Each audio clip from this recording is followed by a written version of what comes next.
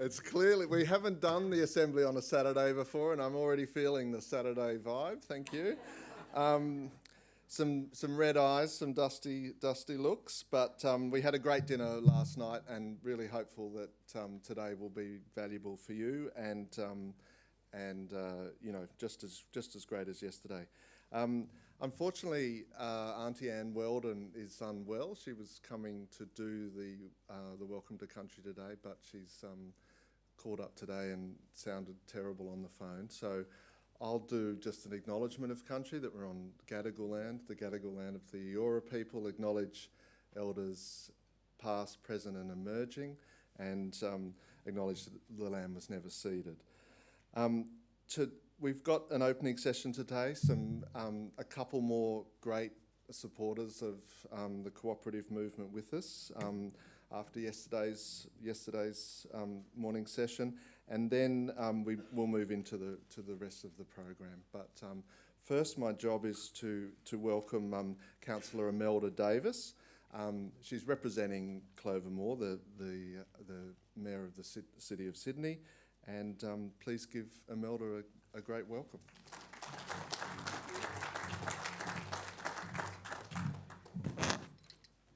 Good morning, everyone. And yes, as mentioned, I'm representing the Lord Mayor this morning. I'm on the governing team of Clover, one of 5 representatives, and it's an incredible privilege to actually do this work. So thank you so much for having me. I'd also like to acknowledge the Gadigal people of the Eora Nation, one of 29 clans, and elders past, present, indigenous people here today, emerging leaders. Also, I'd like to acknowledge, the 200 nations that live in our city, which is really important, and the hard work and contribution that we all make as a collective in building community. This is something that the City of Sydney wants to foster. In 2020, council staff began to look at the principles of community wealth building. Sorry, I'm a bit anxious. Community wealth building, which could develop into policy that would underpin our work. We want to promote community-wide discussion about how government corporations and community groups can work together to build an inclusive and sustainable economy that will boost our collective well-being and our resilience. It is no longer good enough to measure our economic health just by the GDP, because the evidence is out there that after almost 30 years of economic growth in Australia, the country's wealth is not flowing to everyone. Many people need to work 2 jobs to make ends meet, and the brutal nature of the gig economy has been exposed time and time again. Also, we have to look at whether our economic growth is in tune with our environmental, social and cultural goals. Community wealth building provides a much healthier model, which in the last decade has been applied to regional and urban areas, the US and Great Britain, and whether it has been evaluated, it has been shown to increase jobs, ensure decent wages, strengthen local supply chains and benefit local business. As the effects of the COVID pandemic are showing us only too clearly, community wealth building needs to be part of our plans for economic recovery. The city already works to support a healthy mixed economy. For example, we fund the Social Enterprise Council of New South Wales and the ACT run workshops to strengthen the social enterprise sector and supported OzHarvest to build a sustainable revenue stream for Fund and Model Kitchen. We work across a lot of sectors, from tech support startups, Aboriginal and Torres Strait Islander owned businesses, to visitor economy and retail. We also support generational entrepreneur programs to highlight school students. These provide summer camps to mentor students and provide workspaces to help them run start economies. We also run webinars to give social business in the retail, hospitality, arts and cultural sectors across some best business minds in the area to support them in their work. We also support community organisations through our Connect Sydney program, which helps them operate effectively, and workshops that cover topics like board development, grant submissions, event management and strategic planning. Our research showed how major organisations like government hospitals or corporations with strong local connections can use their spending potential to maximise the economic, environmental and social benefits for their community. Realising this, the city of Sydney, the city set our first sustainable procurement policy back in 2014, and that has since been refined to deliver maximum outcomes. For example, when we offset unavoidable carbon emissions, some of those come from the not-for-profit Aboriginal Carbon Foundation. Our renewable electricity comes part from the Shoalhaven Solar Farm and community enterprise generating local jobs. We have a local supplier register that includes more than 13,000 businesses, including indigenous businesses, co-operatives and incubators, and will help small, medium businesses with skills such as tender writing. We are now hoping to find partners and collaborators who will join us in a future community wealth building network that will help make Sydney just and sustainable society it should be. Thank you so much for the opportunity to speak here today. And I'd also like to congratulate the organisers, which I forgot in the beginning. So thank you for having me.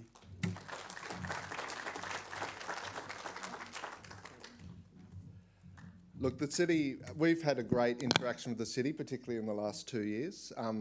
If you think your co-op has a product that the City of Sydney could use, reach out to us, because they genuinely want to support cooperative enterprise. And they've also grant funded a cycle couriering co-op that we helped to set up in the city. And they're not just talking it, they're actually delivering it. So thanks, Emelda. Our second honoured guest is the Honorary Mick Veitch, Upper House Labor MP in New South Wales, and he's the Shadow Minister for Regional New South Wales, Agriculture and Western New South Wales. I think that's right, Mick, isn't it? He was here last year, he'll be here next year. He's a great supporter of cooperatives. Please welcome Mick to the stage. Sorry, you don't have to. Thanks, Sam. Thanks very much. And from the outset, I'm just going to apologise for my croaky voice. I'm 10 days post-COVID and I just can't shake this catchy cough. But anyway, if I cough, it's all okay. I'm clear, but it's just a real hindrance. I just also want to associate myself with the Acknowledgement of Country, Sam, acknowledging the Gadigal people, the Eora Nation, and their elders past, present and emerging. And Councillor Davis, just on community wealth building, one of the great things about being an upper house MP is you can pursue issues and head down, I call it chasing rabbits. You can chase as many rabbits down a burrow as you want. And one of the rabbits I've been chasing lately is community wealth building. And for those people who are interested, I had a really wonderful hour and a half Zoom with an MP from Scotland and an academic. There's legislation before the Scottish Parliament right now around community wealth building. So if you want to go and have a look at just what they're doing overseas in this space, I'd urge you to go have a look at the Scottish Parliament website and that piece of legislation. And it is actually, in the north of England, there are some councils there doing some really good work right now about actually stopping the leakage of revenue out of their council areas and actually trying to hold the wealth back within their communities and circulate that back around so that including procurement as one of the mechanisms. It's a really interesting space. Not what I'm here for, though, of course. So Sam, members of the Federation and friends of co-ops, particularly those who have emerged here this morning after a conference dinner on a Friday night on a Saturday morning, you've done very well.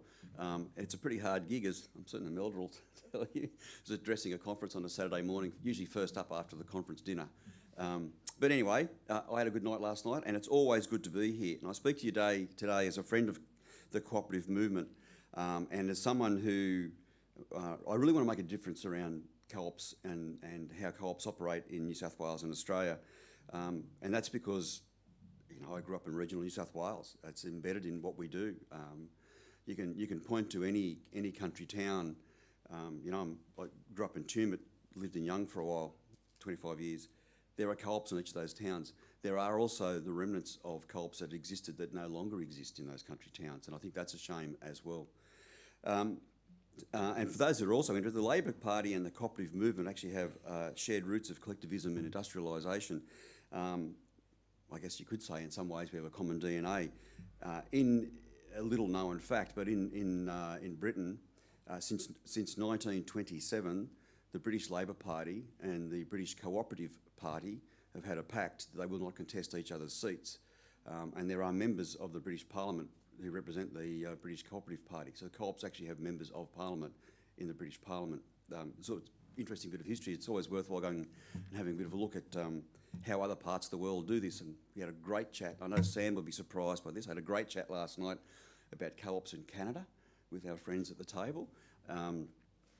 Because, again, another part of the world that do a lot around the cooperative movement is the Canadians, including having ministers for co-ops in each of their provinces and co-op banks that help finance co-ops. It's really another place where they're doing some interesting works. In New South Wales, the Labor Party actually had a minister for co-ops. That was Bob Debus. I mean, some of you may remember Bob Debus. He was the minister for co-ops. One of the things I guess I'm surprised about with the cooperative model in Australia, my son, 22, just finished a ANU Bachelor of Business, and at no stage in that 4-year degree did he study co-ops or the cooperative model.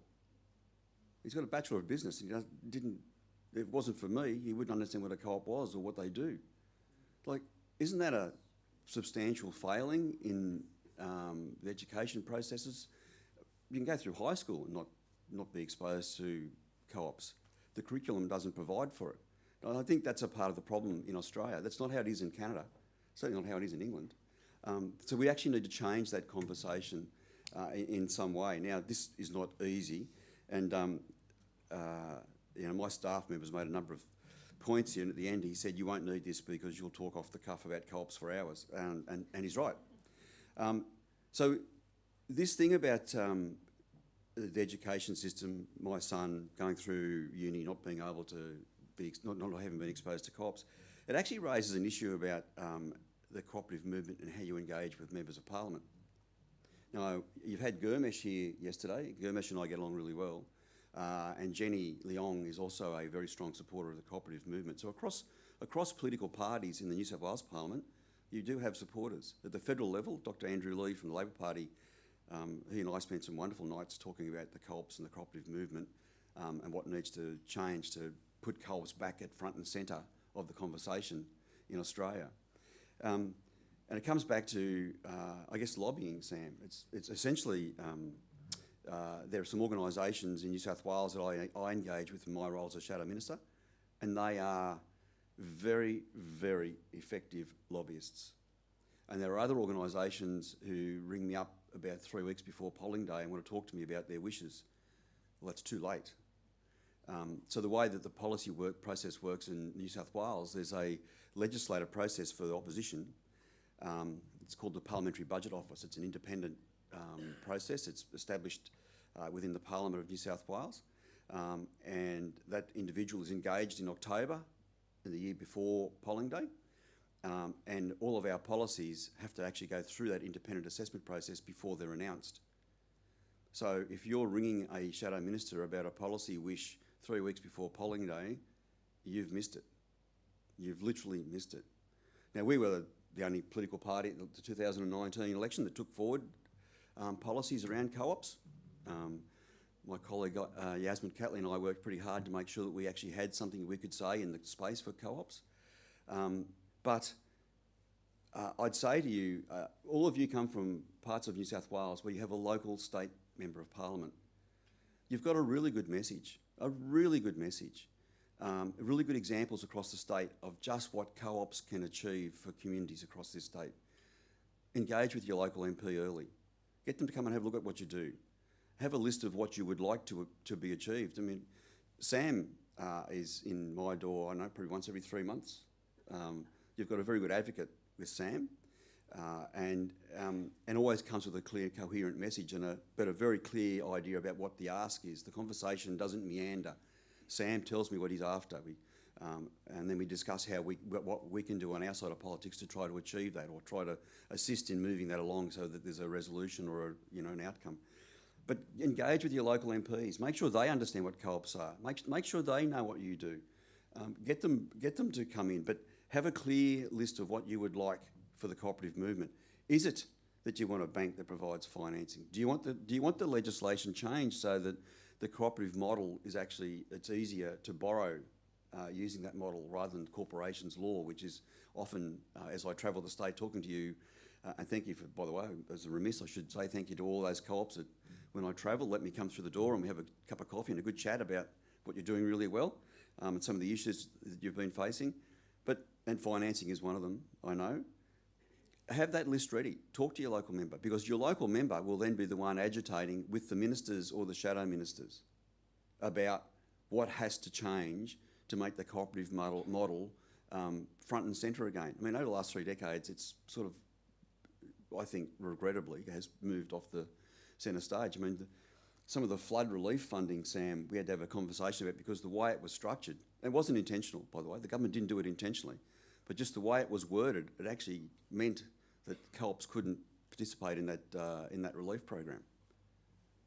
And all it took was a couple of phone calls and people went, oh wow, that's not what we wanted, and they changed it. If you have a relationship early with your local member of parliament, it makes that a darn sight easier. And often, the MPs are really busy and, there's lots of emails and stuff. But if you could get past the staff because they know you, that's a much better relationship than actually engaging with the staff and having them acting as gatekeepers, because they're trying to manage their boss's diary. And they don't want it cluttered too much. It makes people late. We're always notoriously late. That's why we're notoriously late. So again, develop that relationship with the MP's office. And don't be scared to ask. That's the other thing. People say, oh, they don't care, they don't listen, they're not interested. Make them interested. Make them listen.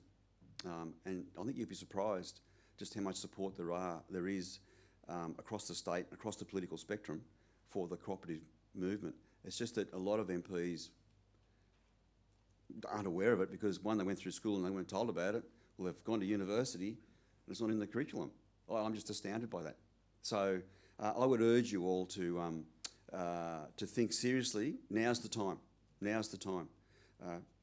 When you leave here today, think about how you can get your local MP to come and have a look at what you do, have your list of asks ready. Sam's got several pages. If you're not quite sure what asks you'd like to put, Sam's got several. He's very good at doing this. And so talk to Sam. Don't be scared to lobby your MPs. And what I'd say at the end of this is, right now I actually see good signs for co-ops. There are a lot of issues where the cooperative model actually is the solution and should be one of the first things discussed. And so I do see good signs. There's sort of a renewing interest in the cooperative model in the New South Wales Parliament.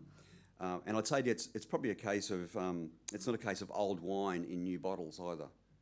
I think this actually is new wine going into possibly old bottles, but it really is a really important thing that I would urge you all to do. Now's the time to engage with your local MP. Now's the time to have your list of wishes and wants and agitate for there to be a co-op policy. Each of the political parties should be going to the polls with a clear, articulate cooperative policy that you can then assess against your own enterprise, your own activity, and work out whether or not that's what you want. It's not good that you have one political party going to an election with a policy on co-ops. That's a failing of the political system. And the way to fix that is to engage. Can I just say, Sam, thanks very much for having me back here again. Thank you to everyone that invites me as I travel around the state. I'm pretty keen to pop in and say good day and have a look at what you do. Please keep that up. Doesn't matter whether I'm in Yenda or Cobargo or, up in Ballina. Please get in touch with my office and I'll come and say good day. And I will continue to advocate strongly for the co-op movement in New South Wales. Thank you very much.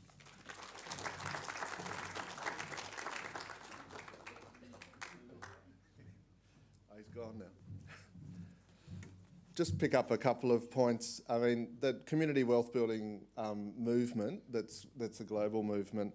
Co-ops are the vehicle for that. If you want to do community wealth building in your council area or your area, when you need the structure to make that happen, the cooperative one is the structure. So, can we just please thank Emelda and Mick again for their attendance today? It's really appreciated.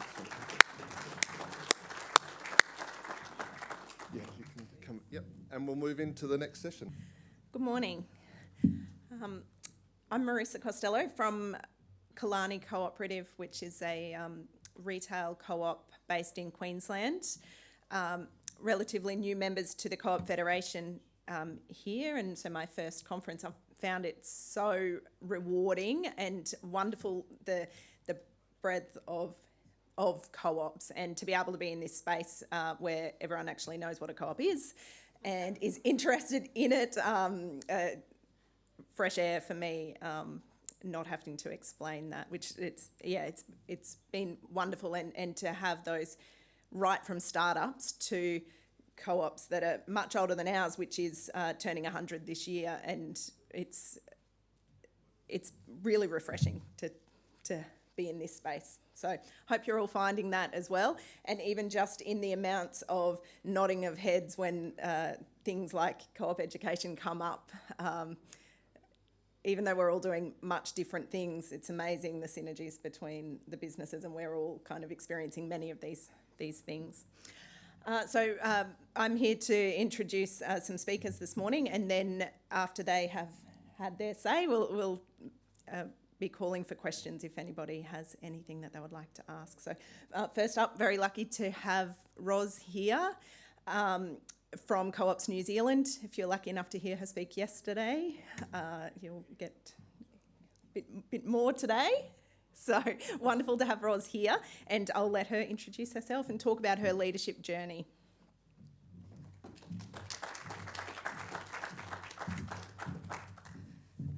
Thanks, Marissa, for the introduction, and thanks again, everyone, for having me back again. Hopefully I won't double up too much from yesterday. So kia ora, and as I say, it's great to be here amongst my colleagues and friends from Australia and overseas as well. I'm quite mindful of the group here in terms of your different stages and journeys, so I want to make sure that this is relevant, and appreciate that my background's obviously going to be quite different than a lot of yours, and my experiences are different, but hopefully some of the things that I can talk about today will be relevant, and you might be able to apply them in your businesses as well. So I've pretty much met most of you already. We've had a very entertaining time over the last couple of days.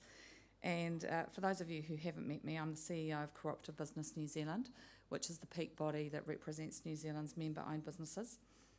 We don't have a regional representative body such as Co-op Fed, so we're on our own. And so we're probably more equivalent to the Business Council of Co-ops and Mutual in New Zealand. So I have the privilege of being in this role for the past 3 years, and I get to work alongside our members, execs and governors, their members, along with government officials and our ministers, along with key stakeholders. So I've been asked today to share my leadership journey and what I've learnt along the way, and so hopefully some of it, as I say, will be relevant to yourselves.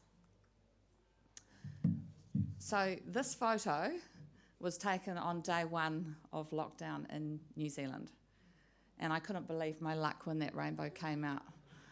I thought, I hope this is a sign.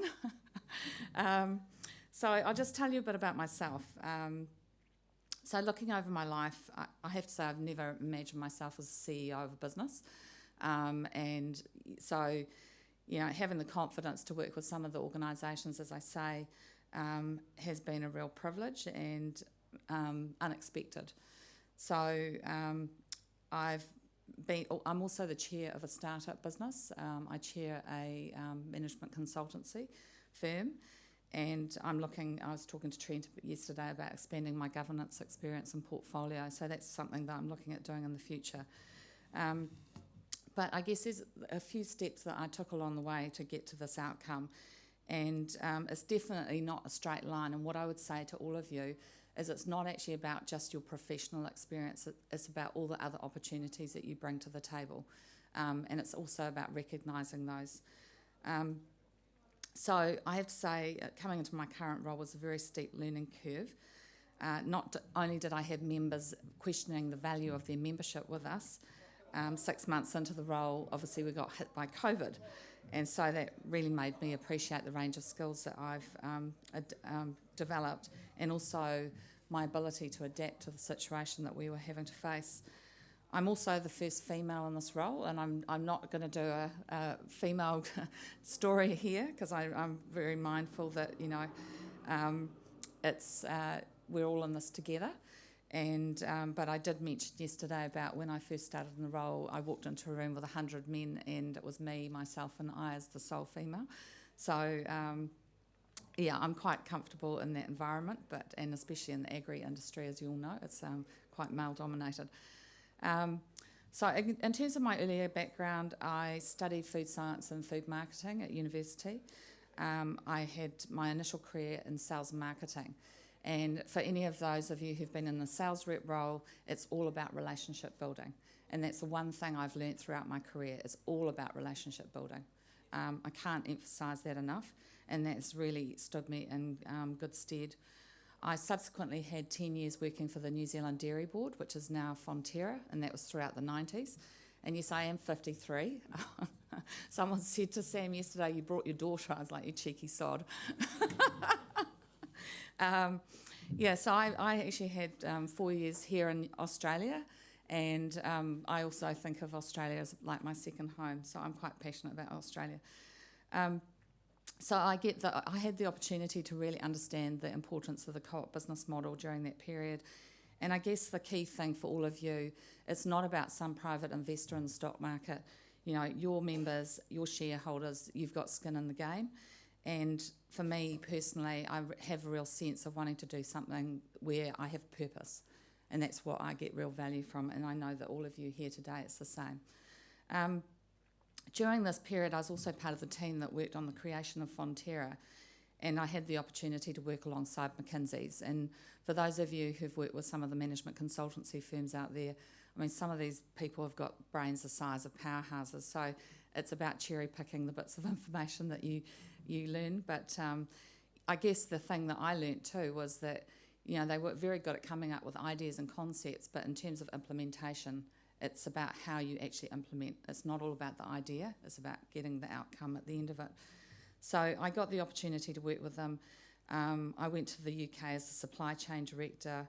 I was the baby of the group. I was the sole female of the group, and it was a pretty daunting time. But again, I go back to, I took every opportunity that got thrown at me. As daunting as it has been, when an opportunity gets put in front of me, I say yes. And that's not innately something that I want to do, but it's about getting out of your comfort zone. It's actually getting out of your way, I think, is what it's really about, and learning to have the confidence. So 20, 30 years ago, there's no way I would have been standing up here having this conversation with you right now. But it's all about experience and putting yourself out there. I've, subsequent to the Dairy Board, have 15 years management consulting, and again, that's been a learning journey. I got to work with government agencies and corporates, and got to see the other side of the fence in terms of the business models. And then prior to this role, I had 5 years in regional government, and during that period I was going and presenting to the Mayor of Auckland, and along with councillors. I actually, during that period, ran the 2 film studios in Auckland, which was quite interesting. I don't know if anyone saw Mulan, which Disney produced. That was being filmed while I was running the film studios. So as I say, every opportunity I've just grabbed it. And sometimes it's a bit overwhelming, but I love to take on a challenge. So that's sort of my personal journey. I've also been the owner of a sheep and beef farm with my ex-husband. So I'm not completely a townie. I do know how to ride a quad bike and move stock. I guess the thing that I thought would be just interesting to set the scene of my journey, and I'll just open up a little bit here. So I actually separated from my husband about 7 years ago, and I don't think there's many people in the room who won't have had similar experiences, whether it's your parents or yourselves or your children. So I have 3 children, and the dog there is Milo, and he's still with me. He's now 13. At the time of separating, my youngest was 6 years of age, and for a lot of the women out there, and men now, I put my career on the back burner. Suddenly, solo parent, dealing with expensive lawyers, no money, finding houses. I totally get the concept of how people can end up sleeping in cars with children. I was really struggling to pay the bills, and so it was a real eye-opener for me. So I literally had to put my head down, no excuses, get on with it and suck it up. And to top it off, over that period, I was made redundant from my job. And at the time, I just thought, life sucks. Really, life sucked. I was like, this couldn't get worse. But in hindsight, it was one of the best things that ever happened to me. It made me really look at my life and go, okay, where do I want to go, and what have I done through my life that I can actually leverage? And I looked at all the things that I'd done personally in terms of I'd stepped onto committees, I'd done school stuff, and it's like all of that stuff that we do along the way, that all adds to who you are.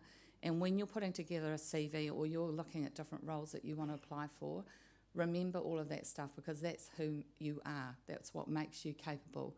And those skill sets allowed me to actually come into this role that I'm doing now. So as I say, first week in the job, we held our AGM along with our annual business awards and walked into the room, and it was like walking back in time to the 90s of being full of a lot of men. And I laughed because a lot of them I'd actually worked with at the dairy board way back yonder. So here we were again today. So I'm going to whiz through these slides, hopefully. I'll try not to double up on yesterday's, but as I mentioned yesterday, I head up Co-operative Business New Zealand, which is an incorporated society. We are very, very similar to cooperatives in terms of we're member-owned, we're member-run through our board of directors. And so what I'm proposing to do with you today is just use that as the case study for you to actually learn from in terms of my experience. And I mentioned to you yesterday in terms of the organisations that we represent. And as I said, you know, the top in the top 300 internationally, New Zealand's got 7.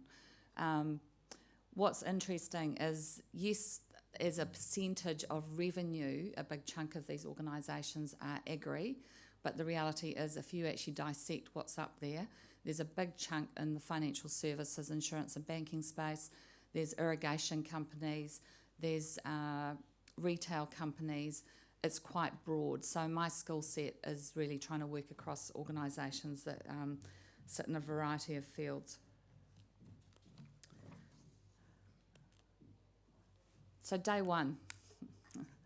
So I came into this role, and the reason for telling you this story, as I say, is there's a lot of similarities between a co-op and an incorporated society.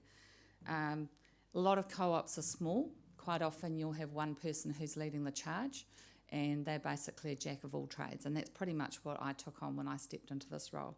So it was a single-handed operation, and that was like, okay, we're expected to do this, and we've got one person on the ground. And I got literally handed over an Excel spreadsheet with all of our members' details on it. So we had no CRM system, we had no platform that we were operating with. We had members who were disengaged, and so all of the things that you're working with in terms of building member loyalty, that's exactly the same sort of scenario of how to keep people on the page with you. In terms of our strategy, it was really unclear.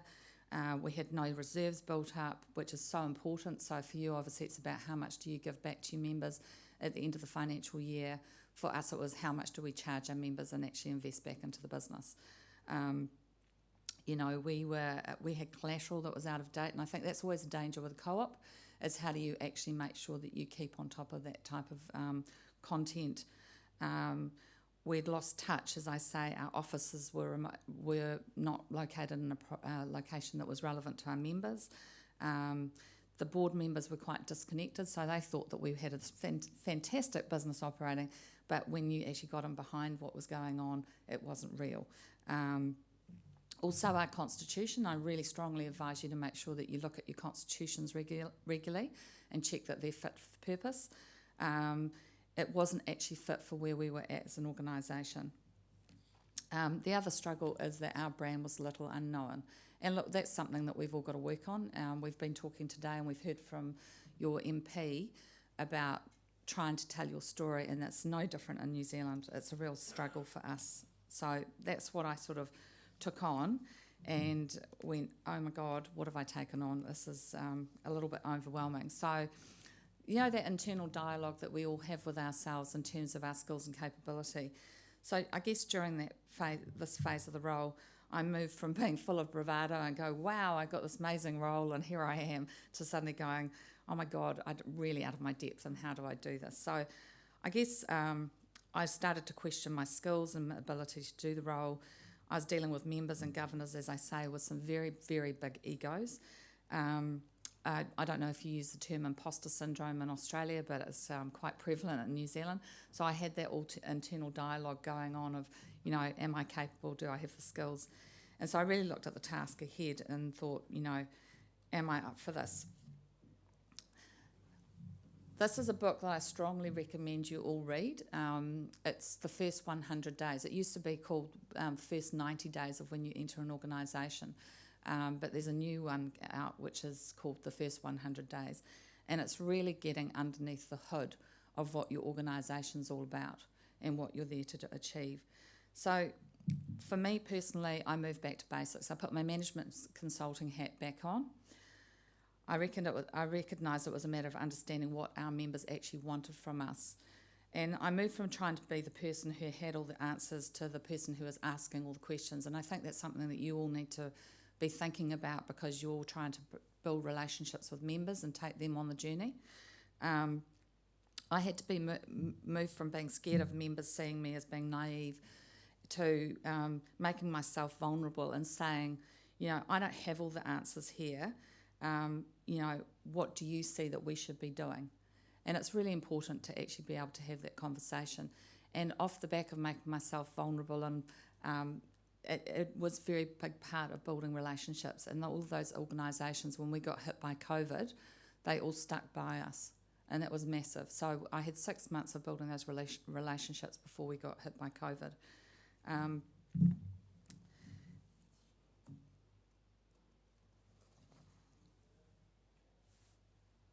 Oops, did it come up? Yes, there we go. So in terms of looking at the business and changes, there was a number of things that I took on. So we were significantly understaffed, as I say. Sam will be able to relate to this. It's, you know, you are a Johnny on the spot. You're trying to be a jack of all trades. And so I approached the board and I basically said, can't do this by myself, but, you know, I recognise we don't have the funding, so how do we actually make this work? And so they had that trust in me to make it work. And so we subsequently took on some additional resource. They're contractors, but, you know, they're passionate about what we're trying to achieve. We changed our constitution to make it fit for purpose. Just to give you a scenario, we were unable to send out our membership fees until after our AGM. So our financial year started on the 1st of June. Our AGM couldn't happen until after our audit. And it meant that quite often you'd be a third of the way through the year before the membership fees got sent out. And that led to apathy. It led to people going, oh, well, we've already had a big chunk of your time, so do we really need the membership? And so, I come back to make sure you check your constitutions that they're fit for purpose. So we now send out the membership fees at the start of the financial year, and then if there's any issues, we work through those with the members at that time. So that's something I would strongly recommend. The other thing is that we looked at our content on the website and it was all out of date. You know, so we were quite reflective of what we were there to do. We moved from having a lot of manual elements in our systems and processes to see how we could actually move onto platforms. I'm not a technical person. You know, I'm not good on social media. But, you know, I've had to learn some new skills, but I've also quite mindful of bringing in the right individuals with the right skill sets. We looked at how we could reduce our costs. You know, there's a whole lot of things that I don't stay in the flash hotels and I don't take business class flights. We are very much doing things on the cheap, but I recognise that we're here for the right reasons. So it's looking at those operating costs and saying, well, how do we minimise those and how do we actually partner with other organisations? For those of you here yesterday, you will have seen that I've brought in a whole lot of corporate associate members, and that's about building up credibility, and I strongly encourage you to build those relationships, build those partnerships, and they will lead to your success as well. So I guess it's trying to really move from being, loose and fragmented to being much more streamlined and really focusing on what is our purpose, what are we actually here to do. So my thing was to try and build a team culture, and the thing about doing that, especially with COVID, was everyone's been remote working, but still we are a very, very tight team, and that's so important, I think. I mentioned yesterday about one of our key initiatives being doing this piece of work with PwC. This piece of work has been absolutely key to the conversations about giving us credibility. I recognise it's not easy to get this type of thing undertaken, but I'm sure that Sam's got a lot of information like this, which again you can use in terms of communicating with external audiences. But it is really quite key in terms of telling your story.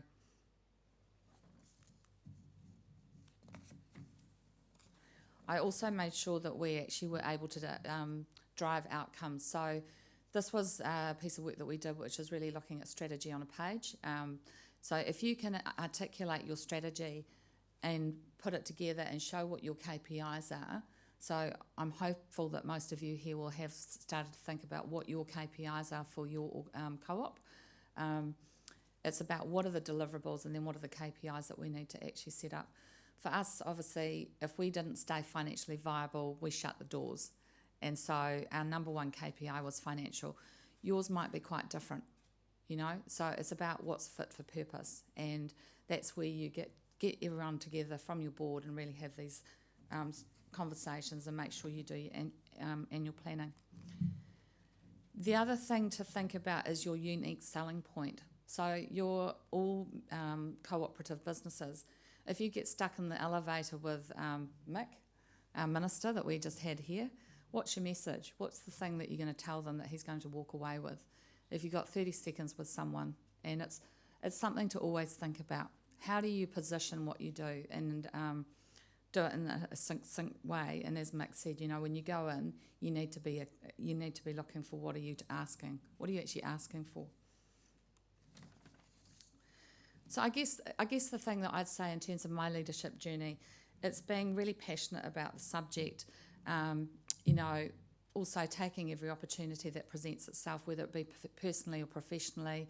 Look at some of the challenges that you've had along the way, the adversity that you might have faced as a child, and whether it be bullying or,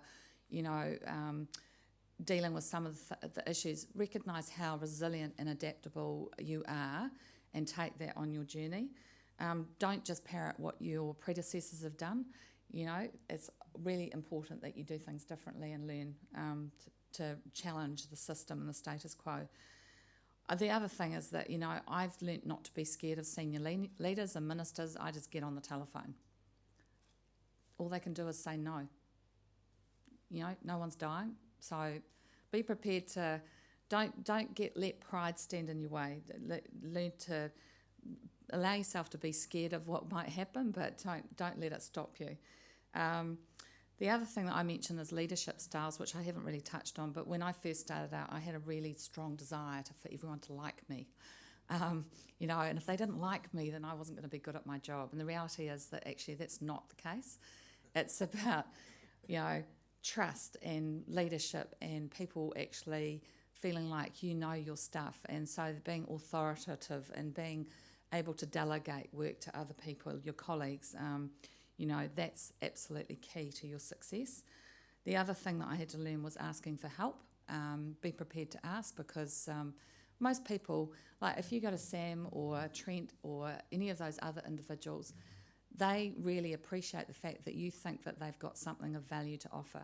Most people won't say no. The thing that I've put up there, flirting, I don't know if anyone's heard that term. there's no such thing as failure. Every single failure will allow you to learn something new, and so I think it's really important. And I've made some real big cock-ups along the way. When we went into COVID, I put on an online event. We had 200 people. The technology was a disaster from the word go, and you know that moment where you just go, oh, shrink, disappear. But, you know, everyone was really understanding, and yep, there were some people who weren't very happy with the outcome, but every failure allows you to learn. Leverage your networks. Maximise, you know, if you're going through... So one of the things I had to learn when I got made redundant is I started having coffee meetings with people like Trent, you know, like other senior leaders that I've met through my journey, and everyone was very willing to give me their time. And so leverage your network, you know, and the mentorship. If you can find some really good mentors, I've been really lucky. I've had a couple of bosses along the way who I still go and have a coffee catch up with on occasion, and they've become great mates. I've touched on the fact of your personal and professional development. Don't just think it's what you do in business that enables you to be successful. It's about you and your personal and professional life. The other thing is I've learnt is to take time for myself. You know, my stress levels get up there, I go for a run or I do some exercise. It's what is the thing that floats your boat? Dan, it would be going into the bush and disappearing into the wilderness. But everyone's different in terms of what your thing is. And also prioritise and say no. I'm not very good at saying no. I tend to take on too much, but yeah, I think it's a journey, as I say, and so we're all on it together. And I wish you all the success on your journey. Thanks, and we'll look forward to having Q&A afterwards.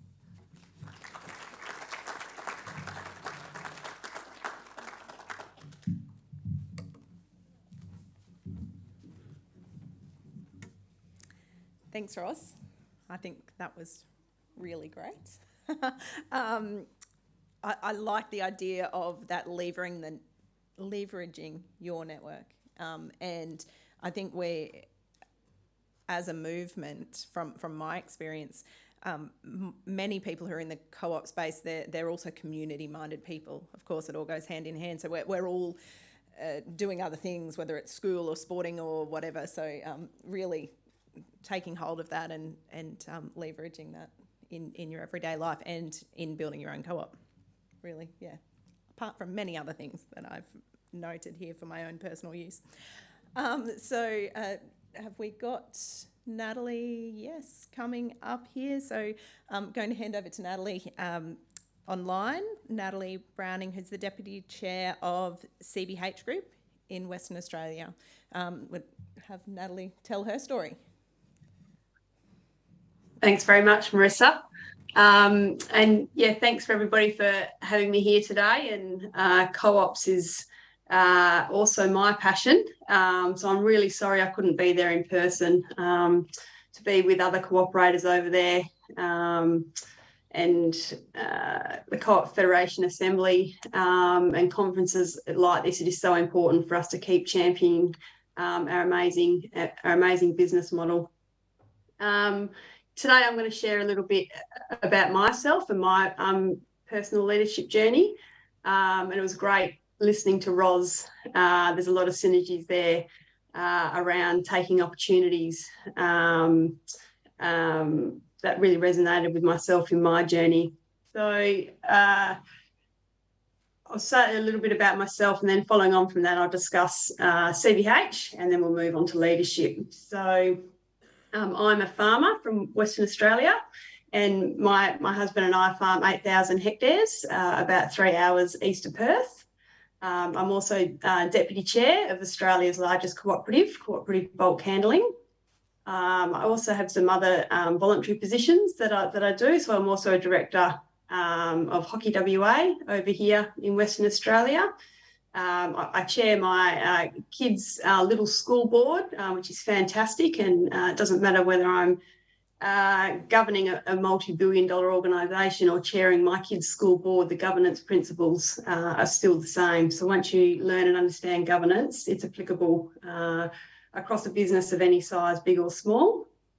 Another position I've recently had had the privilege to take up is I'm a director of the International Co-op Alliance Asia Pacific. So I'm the Australian representative on this board, and we represent 35 countries in the Asia Pacific region. I've just started this position. It's a 4-year term. It's the first time we've had an Australian in this role. So for the next 4 years, my role really entails seeing what opportunities that can present for co-ops in Australia, as well as for CBH, but as the co-op movement. And it's just going to be an amazing networking opportunity. So it's a 11-person board, and the other members of the board are from India, China, Malaysia, Iran, South Korea, Nepal, Philippines, Sri Lanka, and Vietnam. So really interesting position, and look forward to sharing that with co-ops throughout both Australia and New Zealand. Roz and I have had previous conversations about this. So as I get into that position, interestingly, there's 2 meetings a year, and the Co-op Alliance have actually approached me to have the next meeting in Perth, Australia, in December. So we're looking at bringing all those countries across, which would just be great to champion Australian co-ops. So a little bit on my history. I come from a very, very humble background. So I married into farming, but I've always been from the country. My mum and dad are small business owners. So my dad is a mechanic and a panel beater. So growing up, I was a townie, went away to boarding school. Interestingly enough, the town I come from has a population of about 300 people. My husband and I are from the same town, but we actually didn't know each other. He's 4 years older than me, which was a big age gap as a child, not so much anymore. So I met my husband when I was at boarding school. And after coming back from boarding school, I wasn't really sure what I wanted to do in life. I just played a lot of sport and had a fair bit of fun at school. So probably didn't study as hard as I should have, but it was, yeah, all good fun at the time. I actually began nursing as it was a job I could do in the country.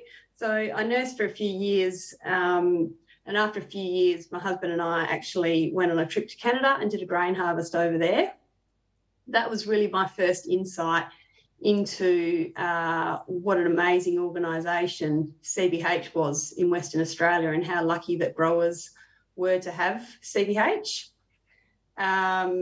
So we sort of came back from Canada, and I settled on the farm, and I worked in the operational side of the business, so very hands-on. So I was driving the machinery, helping with seeding and harvest, and just absolutely lived and breathed it, and we delivered our grain to CBH.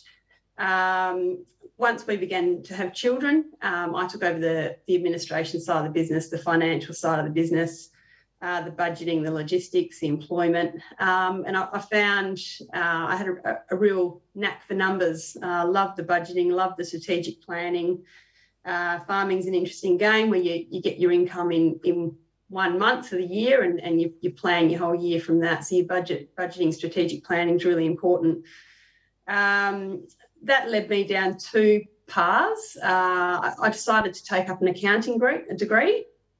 That was back in end of 2017.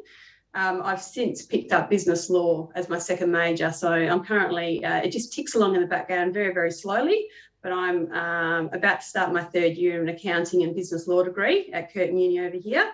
And that's just something I'm doing to build capacity and really helps in my governance roles.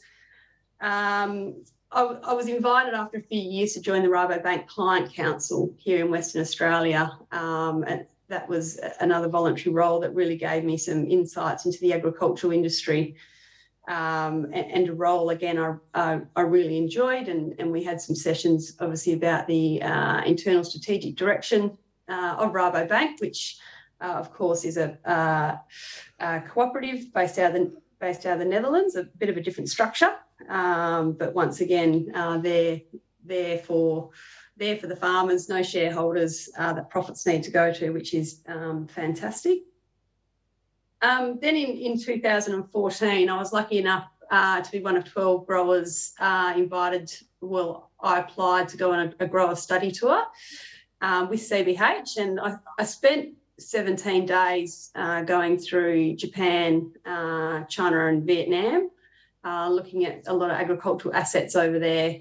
We went over to Japan and visited the Zeno Group, which is just a huge agricultural, it's a federation of cooperatives with, I think at the time, about 5 million members, and to see what they did, which was just absolutely amazing. That really, really sparked my passion and interest for CBH as a cooperative. And I put my hand up to join the Grower Advisory Council for CBH. That's a group of 15 growers, and you meet 4 times a year, and you get a greater insight into CBH, how it operates, and as a business. So that was a 3-year term. When I joined the Grower Advisory Council, CBH was actually at the centre of a corporatisation bid, and a group of disgruntled growers, I don't know if disgruntled's the right word, and some investors put a package together, and they took it, they wanted to take it to the growers and effectively corporatise CBH. This really sparked my interest and really stirred something up internally for me, because I just think that the cooperative business structure is absolutely critical to the success of the West Australian grains industry, so important for my business, and for some short-term gain, if we couldn't tell the cooperative story effectively, we could have eventually, effectively lose something that basically in 5 years' time, when it becomes profit-driven as a corporate entity instead of value-driven for your members, there was only one thing that could happen, and that was your fees would increase, obviously, if you've got money needing to go to a third shareholder, or a third party being shareholders. So that basically sparked my interest 18 months into my term to put my hand up to run for the board, which I never expected to get on the board. And I ran, there was 4 people that ran for the position that I ran, and it was the most daunting thing I've ever done in my life. And listening to Roz, just so similar when you talk about, imposter syndrome. Am I good enough? Do I have the skills? And I think sometimes as females, we tend to doubt ourselves. And I stuck my hand up, and I was successful and joined the board, which is just a massive privilege to be on the board of Australia's largest cooperative.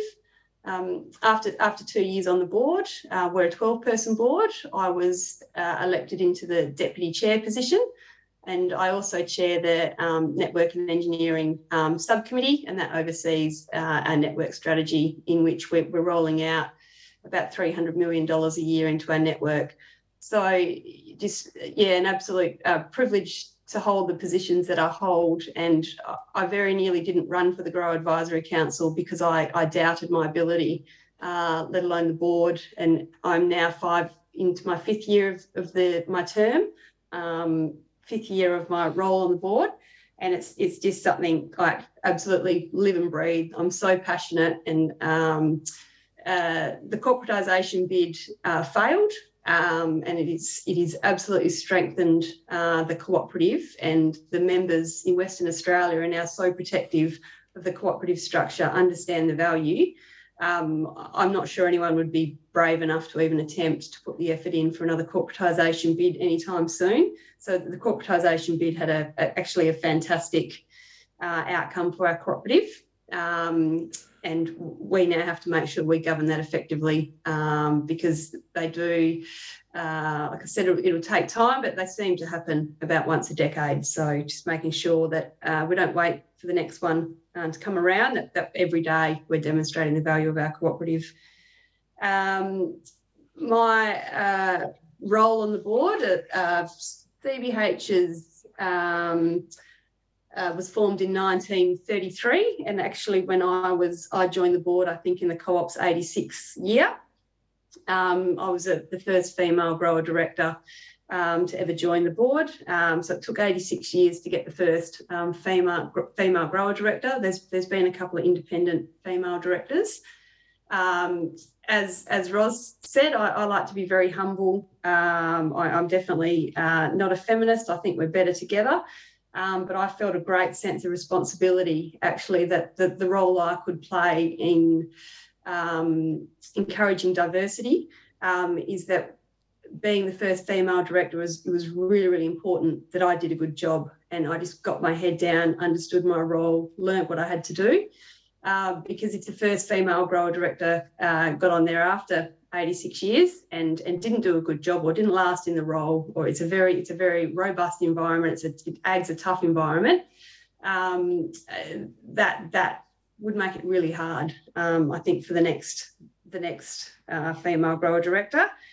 Subsequently, 2 years down the track, after 86 years, I joined. Another 2 years, we've got our second female director.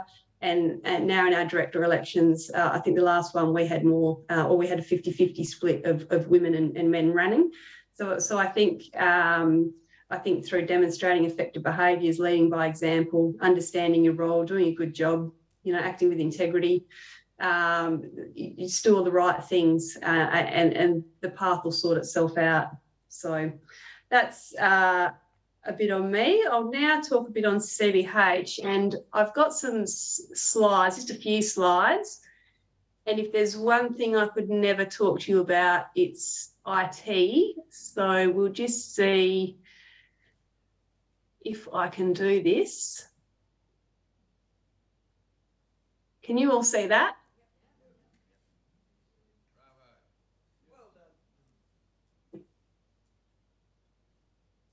Sorry, I can't hear anybody there.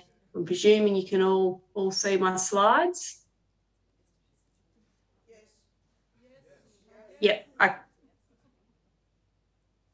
You can see them? Yeah. Okay, I'll keep going. A little bit about CBH.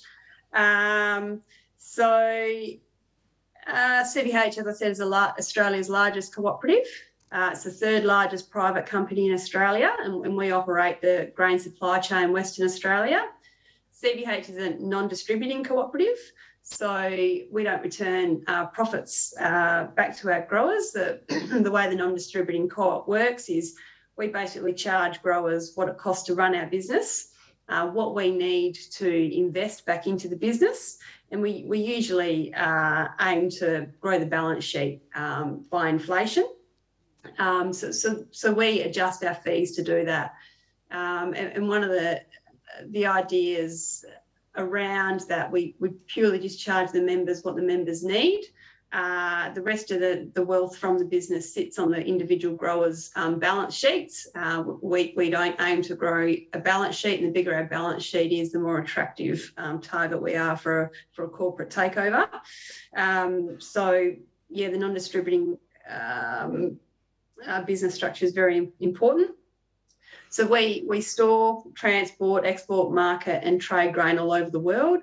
We also import fertiliser, and the aim of the importing fertiliser is to provide price transparency, and so we just aim to play about 15% in the market. We don't want a huge market shares, but what we're doing, we're leveraging our cooperative value to keep the corporates honest, basically. So there's some huge fertiliser companies out there. When it's all the corporates, it's very easy to put your 30, your 40% margin on top. You've got a cooperative in there suddenly giving transparency to the market. We don't aim to make a lot of money in the fertiliser business. It just needs to wash its face, but it's bringing down the whole fertiliser market. So basically, growers know the true cost, which is fantastic. This is our. No, this is not going to work. Sorry, guys. I'll just do one more.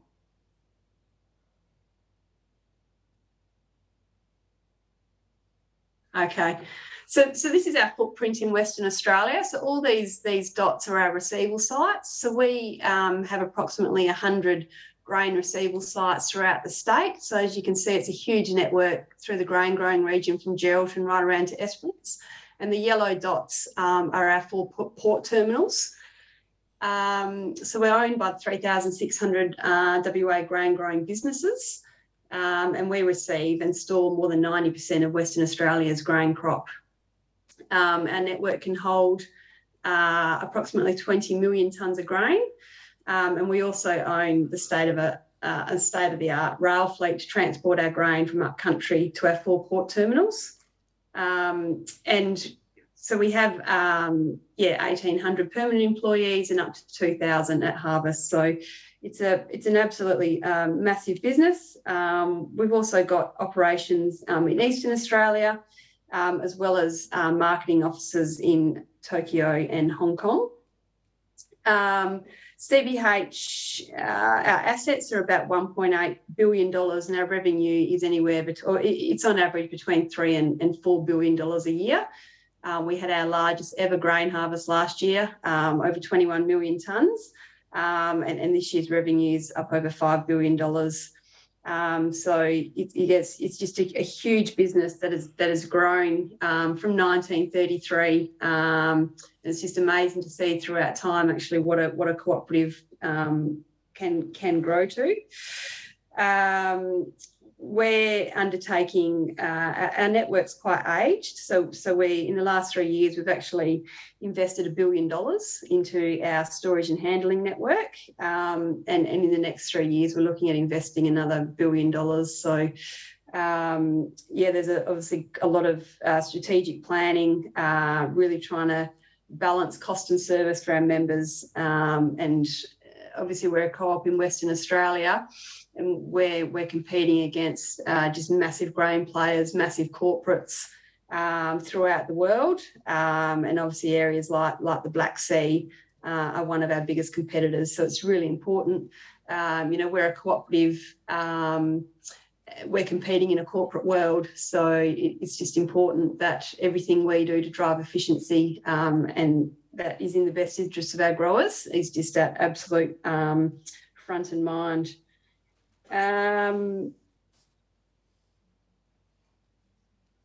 Just moving on to, so this is typically one of our receival sites, and this is one of our upgrades we're doing this year. It's not the greatest photo, but as you can see in the forefront, that's where we store our grain, our bulkheads.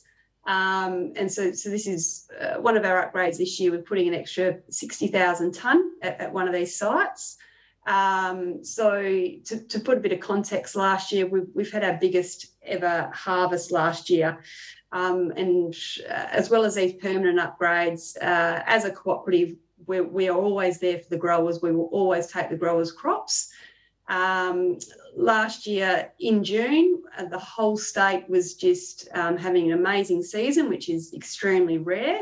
Our harvest record previously, I think, was 16.4 million tonnes. And last year, we received 21.3. So it was just the biggest season we'd have ever seen. We actually didn't have enough storage. I think a profit-driven entity would have said, well, that's unfortunate, growers. The crop will have to stay in your paddock until we can export enough to free the storage up. But as a cooperative, from June through to November, December last year, we actually put down 2.4 million tonnes of emergency storage so we could receive our growers' crop. And that was just an absolute amazing feat. And we increased, a business that's 90 plus years old, and we increased the size of our network by 15% in 1 year. And that just absolutely demonstrates the strength of a co-op and the purposes of a co-op. Interestingly, we're looking like we're going to have another record year, and we're actually in the middle of planning another 2 million tonne of emergency storage for this year. So just a fascinating business and just an absolute privilege to be in a leadership role. Just a couple more slides. This is our largest grain terminals. This is Kwinana Port. At the time it was built, I believe it was the biggest investment made in Western Australia. They could not, I think it was in the 60s it was built, I should know that. It's got 1 million tonne of storage capacity there. They actually couldn't borrow the money from Australia to build this, so they've actually travelled overseas to borrow the money, and the foresight that they had to build this for the future is just phenomenal. It's our biggest grain terminal, and it's still in today's age, it only operates at 60% capacity. So the foresight and the bravery, the board at the time had to build this. This is just the cornerstone of the cooperative. So obviously we look to export about 18 million tonne of our crop per year, and we're looking to increase that. So yeah, just fantastic. And you can obviously see why the corporates are very interested in an organisation such as CBH, when 90% of the Western Australian crop is actually exported. Of that 90%, between 97 and 98% go through our 4 ports. So it's a business that if a corporate entity ever purchased, ever took over, the growers of Western Australia, and I'm not sure they all realise, they actually don't have another option because our domestic market is very, very small. So we've got great vertical integration of our supply chain. We actually own the storage facilities, we own our ports, and we're a cooperative. So just what an amazing business. And you know, as I heard a gentleman earlier talking, we just need to keep championing this with government, getting our story out there, how important this is. So one last slide. So this is last year, we entered the FERT market in 2015, which was really, really tightly held, the fertiliser market, and we've slowly been gaining market share. So last year, the board passed a business case to build our own fertiliser facility, where we will actually be able to start importing and storing our own fertiliser. We currently do it through leasing facilities, and we don't offer all products. So this will help us offer some liquid products, a full suite to really compete with the big guys. And this is down at Kwinana Port. This is a $65 million investment. And hopefully this is another story like the Kwinana grain terminal. We'll have our own terminal, we'll offer a full suite of products, and we're really, really looking to lower the cost of fertiliser input, which is our biggest expense in our business, for all growers of Western Australia. So amazing. This is being built in the middle of a COVID environment. We're about 50% built, and we are on time, on budget to date, which is fantastic. But just a really, really exciting point in time for our co-op to take this step to diversify, but diversify within our core. So yeah, really excited about that. That's the end of my slides, and I'm probably running a little bit short on time, but just a couple of things on leadership. And I like the title of the today's presentations, and network connections and leaderships. And I honestly believe that networks is a key pillar of what makes the world go round, and networks are hugely important. And the longer I spend involved in an organisation such as CBH, and in the ag industry, networks is something you really, really need to invest in. They're valuable, and once you start building a network, it doesn't matter what challenge you come up with, there are people out there that can have the right values, the right skill set that can really help and assist. Roz spoke about mentoring, and I just think that's an absolute must. I've had business mentors during my time on the board, and I think the value there lies in it's really great to actually get an appreciation of not only your strengths but your weaknesses, your unconscious bias, learning some really important skills like the ability to listen and to really consider other people's point of view. We've got a bit of a natural defence mechanisms as humans, that actually when someone's talking and disagreeing with us, we tend to be thinking about our reply and defending our position. But it's actually a really important skill to be able to be open, to be able to consider different points of view. So I think that's really important. I think the other thing in a cooperative, and a reason that I ran for the board, investing in the future.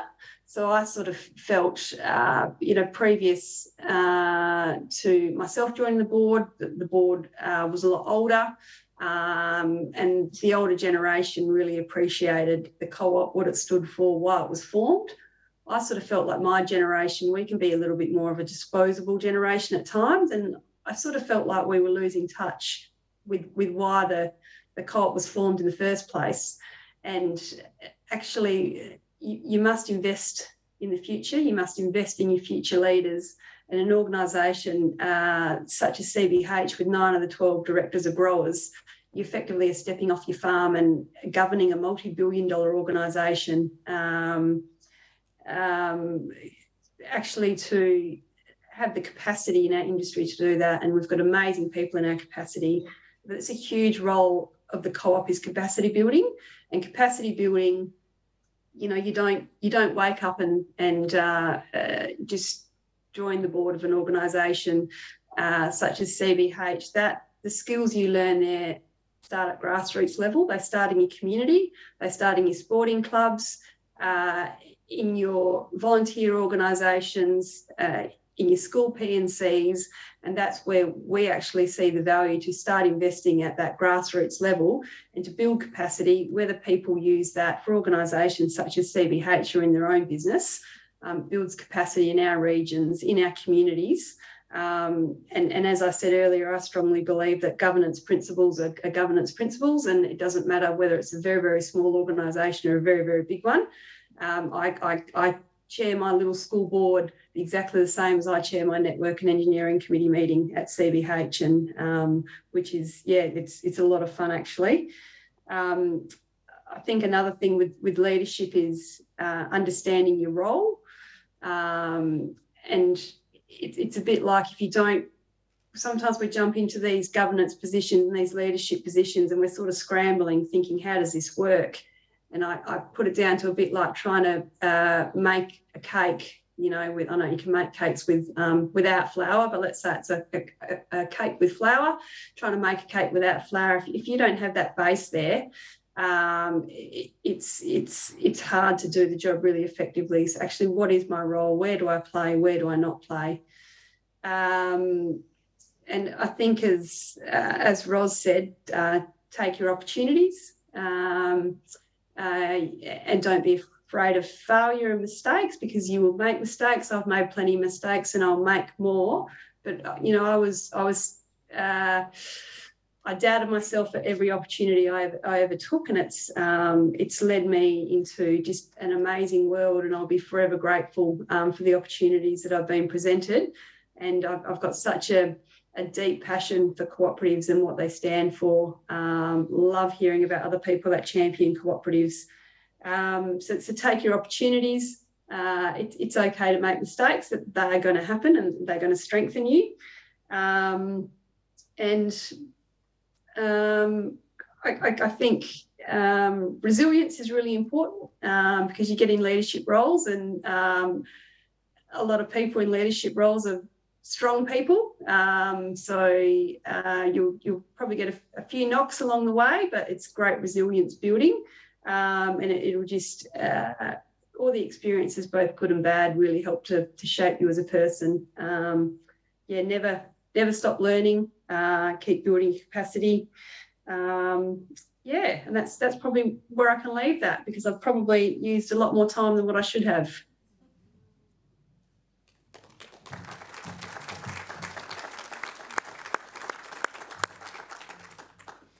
Thanks, Natalie. Can you still hear us? I can hear you, yes. Perfect.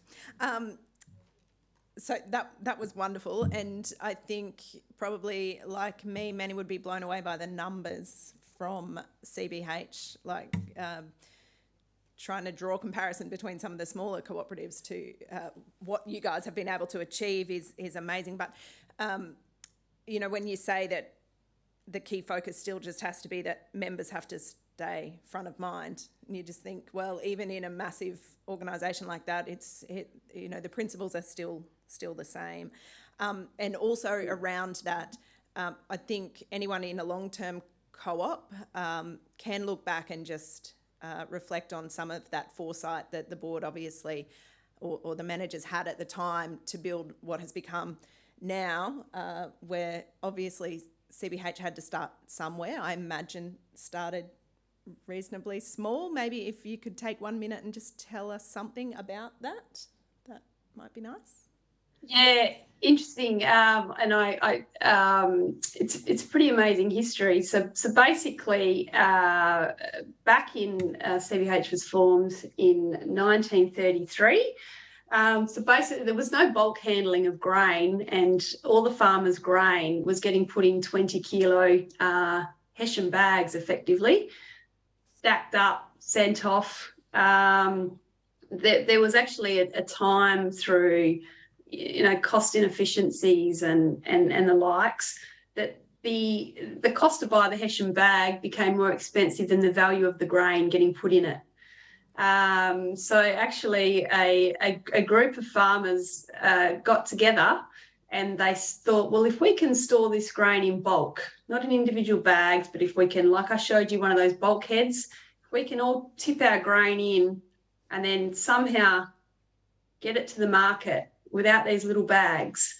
So I believe that it started with one trial site, and I should have I've read it so many times, I love it, but I always forget the exact detail. I'm sure they started with one little trial site, a few thousand tonne, and it grew from there, which is just phenomenal. And at one stage, we talk about our network, and you talk about always evolving and consolidation and driving efficiency, which is just absolute business sort of driving efficiencies just so necessary. So I think at one stage there were 300 receivable points in the CBH network. So you can just imagine, so we're always evolving. But it started from something very, very small and to continue in the success. And I love it when I go and sit at a business function in Perth in the corporate world, and somebody that doesn't understand our co-op says, what a fascinating business, wouldn't it be great to list it? And I love speaking to these people because and actually how the grower directors probably don't have the skills to govern the business. And I like to point out how many corporate entities have gone broke over the last 85 years, and how CBH has started from this little business and is now the third largest private company in Australia. So it just, if you're in a small co-op, it might be the next generation. You could be starting an absolute legacy. So just, keep championing the model. Yes, thank you. Thanks, yeah, that's great. Back in the 90s, I started working with business excellence modelling from the British Quality Foundation through then to the European Foundation for Quality Management Model and the Malcolm Baldrige Award criteria. And just before I came to Australia in about 2006, I spent 2 weeks in Brussels training to be an assessor of the EFQM model, an award assessor. And I came to Australia with a really excited approach of going, this is going to be fantastic, that people in Australia are going to love this. And I found basically an empty cupboard when I got here, and nobody was really relating with these business excellence award criteria or business excellence modelling. I guess it's a question for Roz from your presentation in terms of that kind of networking scenario. Has there been any work done to work with the Australian Quality Foundation or the Australian Australasian business excellence world to get co-ops noticed in that criteria? At this stage, no, not that I'm aware of. So it's definitely something we should be looking at. It's, I guess, the real challenge for us is going back to the conversation earlier about getting that recognition by government and the right education at university level to then enable some of those further conversations to take place. But yeah, I think it's a very valid point.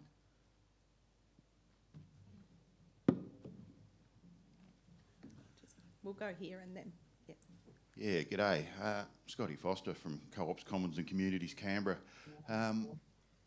I'm thinking that agriculture is one really major problem in the climate scene, but it's also, flip it over, it's a major solution.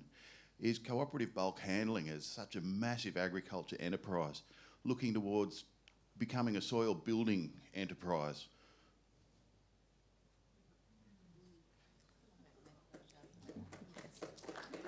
Sorry, have you got me there? Yes. Yep. Yeah, sorry, can you just repeat that? A soil building enterprise? Yeah, so much traditional agriculture pulls the carbon out of the soil and uses a lot of carbon in the fuels and everything. And are you basically trying to go regenerative? Because I think cooperative bulk handling is in a really prime position to push that worldwide, and it's something we really need.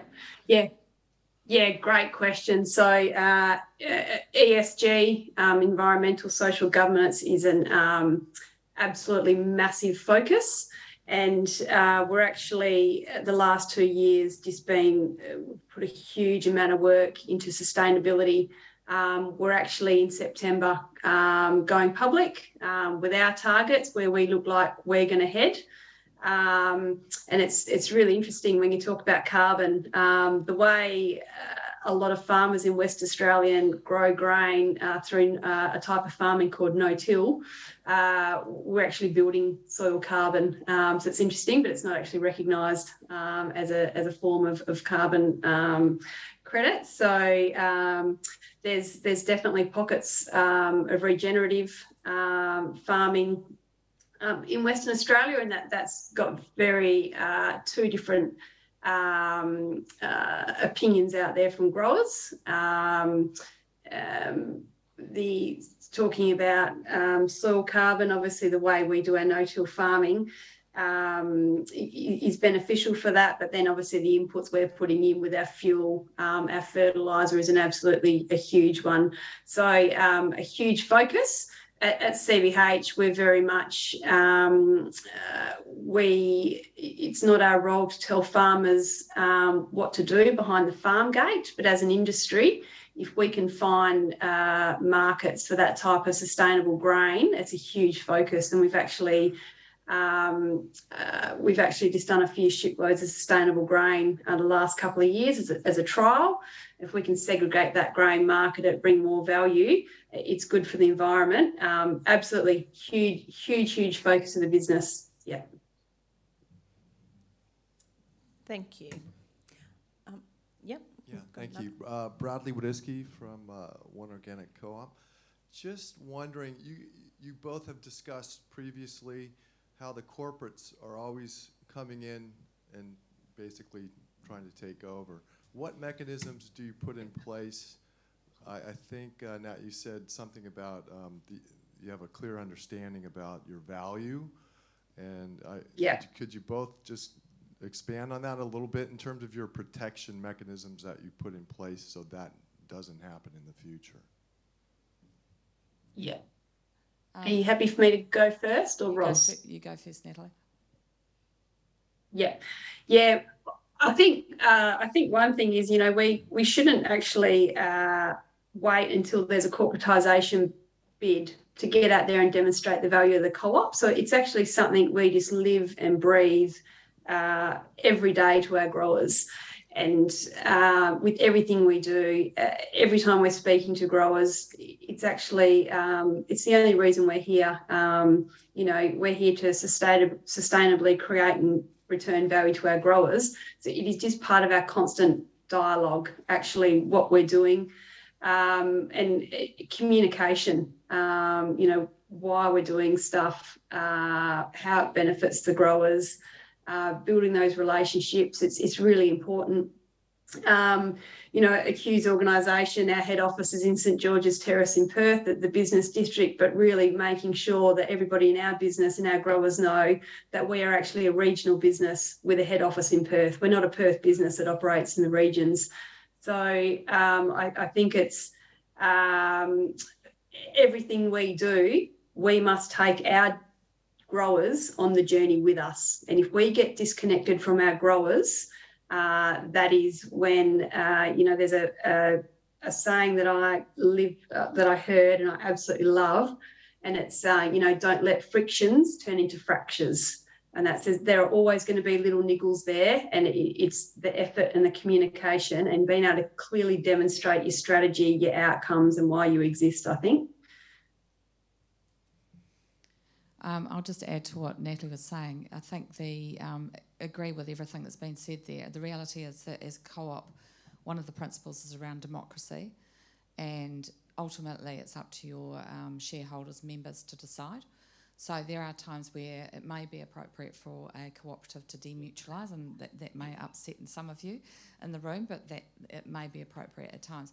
But the reality is that you've got to take your shareholders on the journey with you, and they understand why are you a cooperative. So I come back to your leadership. I'd always say if you haven't got a CEO or a GM that really understands why you're a cooperative and takes your shareholders on that journey, and they have to have that level of EQ, then you're going to lose them. So that's absolutely key. Yeah. Yes. So I think we've got two more. So yes, these two ladies here. Thank you.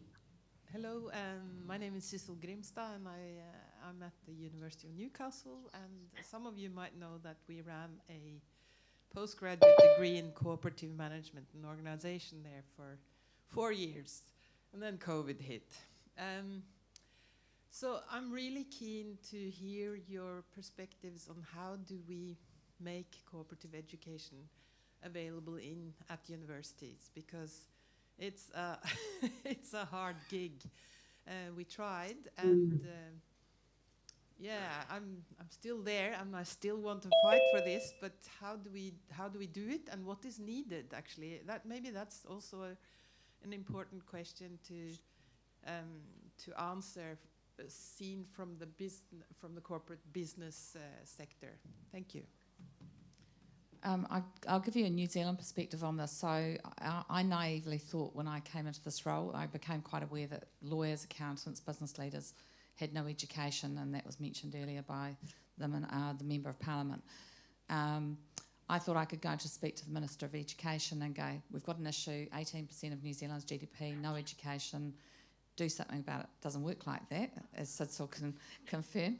You have to go to every single university's head of business and get them on board to then get every single academic senior lecturer to agree to incorporate content. So it's a work in progress in New Zealand. We've got an MOU with Massey University, which is one of our universities with the business school. We've got our first paper incorporating content. The problem is that you've got to make it really, really easy for them to do it. I looked at what was going on in Australia with regards to the master's program, and I thought fantastic. And then I watched its demise. The reality is our population is so much smaller than your population here that for us to do a master's program standalone, unless we could attract a whole lot of internationals, it's not going to happen. I think it's something that possibly New Zealand and Australia should collaborate more closely on. But I'm looking right at going back to university level as well. There's a program called Young Enterprise Scheme in New Zealand, and it's about students coming together to set up businesses. And so how do we get them to consider cooperatives? Then at university level, working with all the different business schools. So we're currently signing up MOUs. And then at postgraduate level, I'm currently talking to Claire from BCCM about how do we actually collaborate with Chartered Accounting Australia and New Zealand and with the Law Society. So it's layers and layers, but it's also about we need to get the members of Parliament on board and get them to endorse it. So I think there's a number of things. It's about legislative change, it's about engagement with the ministers, and it's about the actual education sector. So it's not going to be an overnight. I sort of see it as a 10, 15, 20-year piece of work. So I won't see it through, but I'm trying to be the catalyst. So yeah, it's hard. So we appreciate people like yourself who've got the passion to keep going.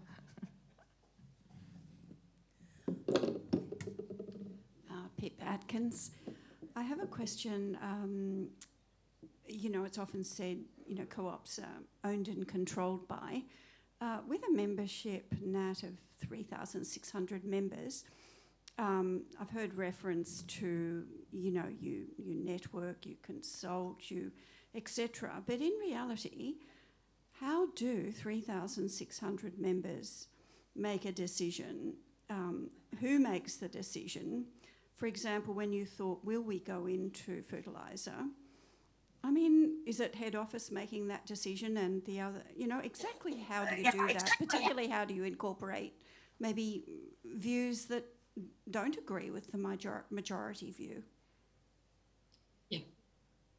Yeah, absolutely. And as you said, 3,600 members. You always have two sides of the coin. And you'll always have out there, we think maybe 10%, it doesn't matter what you do, you'll always have a very small percentage that are just detractors, that, not everybody that's a member of a co-op wants the co-op to stay a co-op. So you've always sort of got that. And that comes back down to, and I think Roz was, talking about it earlier, ensuring your constitution is fit for purpose, and there's a direct line of what's in the members' control and what's in the board's control, and that's where your governance is so important, because at the end of the day, my position is an elected position. There's 5 districts and I'm a District 3 director, so basically there's about 800 growers that vote in my elections. So I'm voted onto the board from a district, but once I get on the board, I have a responsibility to govern the whole cooperative, not just my district. So I'm, as a director, I'm empowered to represent the growers. So the fertiliser investment, the board is elected, the grower directors are elected to govern on behalf of the growers. So you're judged by the decisions that you made. So the fertiliser investment was an investment decided by the board, and then you're right, we then have to go out and communicate the value proposition of that investment, why we're investing it. You must have rapport with your growers. You must be able to demonstrate that you're doing a good job.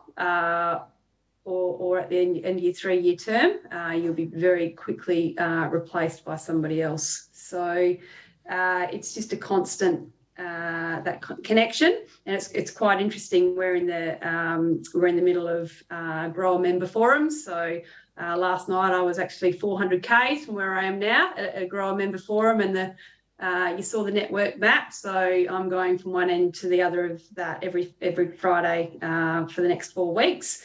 And our whole CEO lead team board are there, and all the growers come, and we tell them our strategy, what we're doing, and then we have a 3-hour cocktail party after. So getting out amongst your growers and just constantly building that rapport is really, really important. And your member engagement, it's a tough gig because people are going to disagree with you, and you just got to make sure you know the business and you're acting in the best interest of the business, and you've got to be able to take the tough, constructive criticism. Can I just add to that, just from the perspective of Fonterra? Fonterra's got 10,000 farmers. They've got about 20 different shareholder councillors who are representing different regions. The board takes into account the views of the Shareholders' Council to make sure that their decisions are aligned with members. But to what Natalie's saying, you're never going to keep everyone happy, and the reality is, a board member, you're actually doing what's in the best interest of the business, not of the individual as a member. So as a board member, you have to take off your shareholder hat and walk into that boardroom and behave as a governor of that business. And it's really important that you get the right governors going into that boardroom, because otherwise they'll make poor decisions that aren't in the best interest of all of the members long term, and the sustainability of the business. So it's a real balance, as Natalie says. Thank you. Thanks. So we are well over time now. So thank you, Roz, Natalie. Wonderful session. We're going for morning tea, and back here at 11:40, please. Thanks, guys.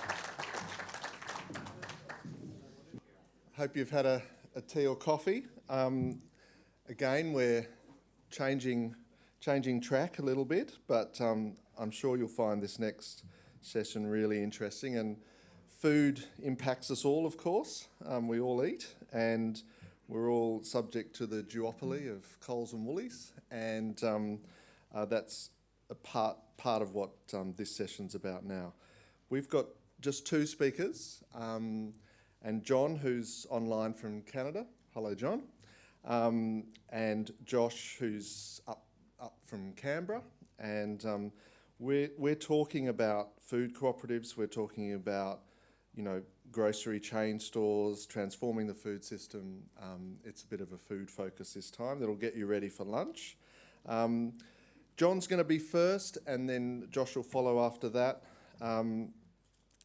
And I'm going to facilitate. My first co-op was a food co-op, so that's the sort of space where I got first connected to the cooperative movement, and so yeah, I'm really looking forward to hear from Jon too. Jon is from Canada. He's written a book called Grocery Story: The Promise of Food Co-ops in the Age of Grocery Giants. But he's done a lot of work. He's been involved in food co-ops himself, but a lot of work in North America about all the amazing food co-ops they have there, national networks, amazing sort of initiatives there. So yes, I'll get out of the way. Let's hear from Jon, and please thank him it's an ungodly hour for him as well, I think, in Canada. So please thank him for being awake and with us today.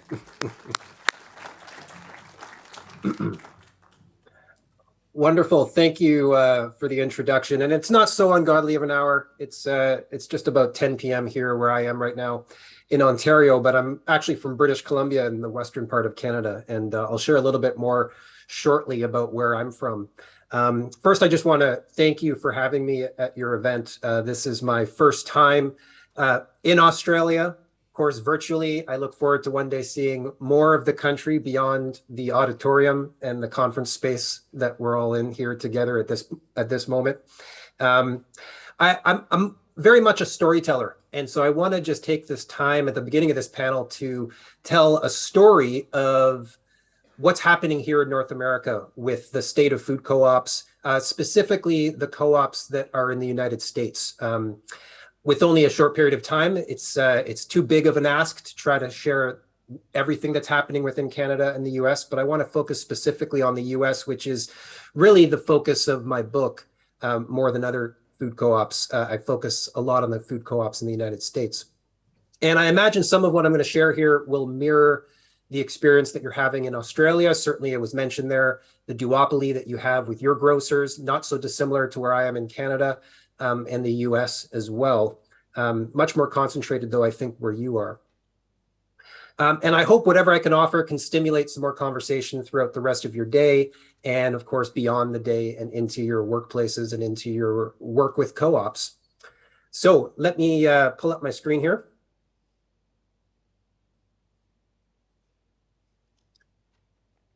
Okay, so I want to start by sharing a story about a privately owned grocery store that's in Vancouver, British Columbia. So this is a store that was started by a friend of mine and a handful of other very innovative thinkers and movers and shakers in the natural foods movement back in the 1980s. And this group got together and created what was then the first natural foods chain in Western Canada. So this is back in the 1980s. They grew to have 3 locations, as you see here. And they really had a lot of the values that go into building food co-ops, the values of supporting community, the value of caring for workers, the value of caring, in this case, for the foods that were on the shelf, and the health and wellness aspects of what was being offered in that store. Unfortunately, because this was a privately owned grocer, a series of events happened in the decade to follow, with a company out of Colorado acquiring that business. And at the time, the founders of this business, again, who had put in all of these great intentions into the business, felt that what they were doing was handing it off to also a like-minded business that was acquiring this company from Colorado in the United States. Of course, once it was out of their hands, it was now in the hands of Alfalfa's, and Alfalfa's eventually got acquired by Wild Oats. And Wild Oats, shortly after that, was acquired by Whole Foods. And Whole Foods, shortly after that, was acquired by Amazon. And this is what those stores look like today. So here were these efforts that went into building this store, this chain, that really have now landed in the hands of one of the largest companies in the world and one of the wealthiest people in the world. And attached to the experience of that store was, of course, the relationships that chain had with its suppliers. So those suppliers no longer are dealing with a locally owned business. They're now dealing with a multinational chain. The workers are no longer working within a locally owned business that had a level of care for those workers that was certainly exemplary and exceeded that of its now parent or now acquired company, Amazon. And so you have the suppliers, you have the workers, and you have the values and the impact on the community that also were lost through this acquisition. And so this shows just one of the many risks of private ownership. Another circumstance that's happening quite frequently, certainly here in Canada and especially in the United States, and I imagine happening in Australia as well, are the closures of privately owned grocers, whether it's a national chain, a multinational chain, or whether it's just a small grocer in a rural community like the one you see up here in the top left, which closed its doors in the beginning of the pandemic in 2020 and left an entire community of 250 people in rural Nebraska without a grocery store. And so this is happening just as it is with the privately owned grocers selling to larger grocers. So too are the grocers in neighborhoods within urban centers, within rural communities, closing their doors without consulting the communities on which they support and which they serve. Now, this looks like business as usual. This is, after all, the sort of capitalist system at work, and certainly a belief would be there that, well, the system will balance itself out, and the system will be able to come in and serve the loss and replace that loss. And with this, though, this is a different case, because what we're talking about here is food. We're talking about something that no one can live without. Here in Canada and the United States, 92% of all of the food that's purchased for the home is purchased at grocery stores.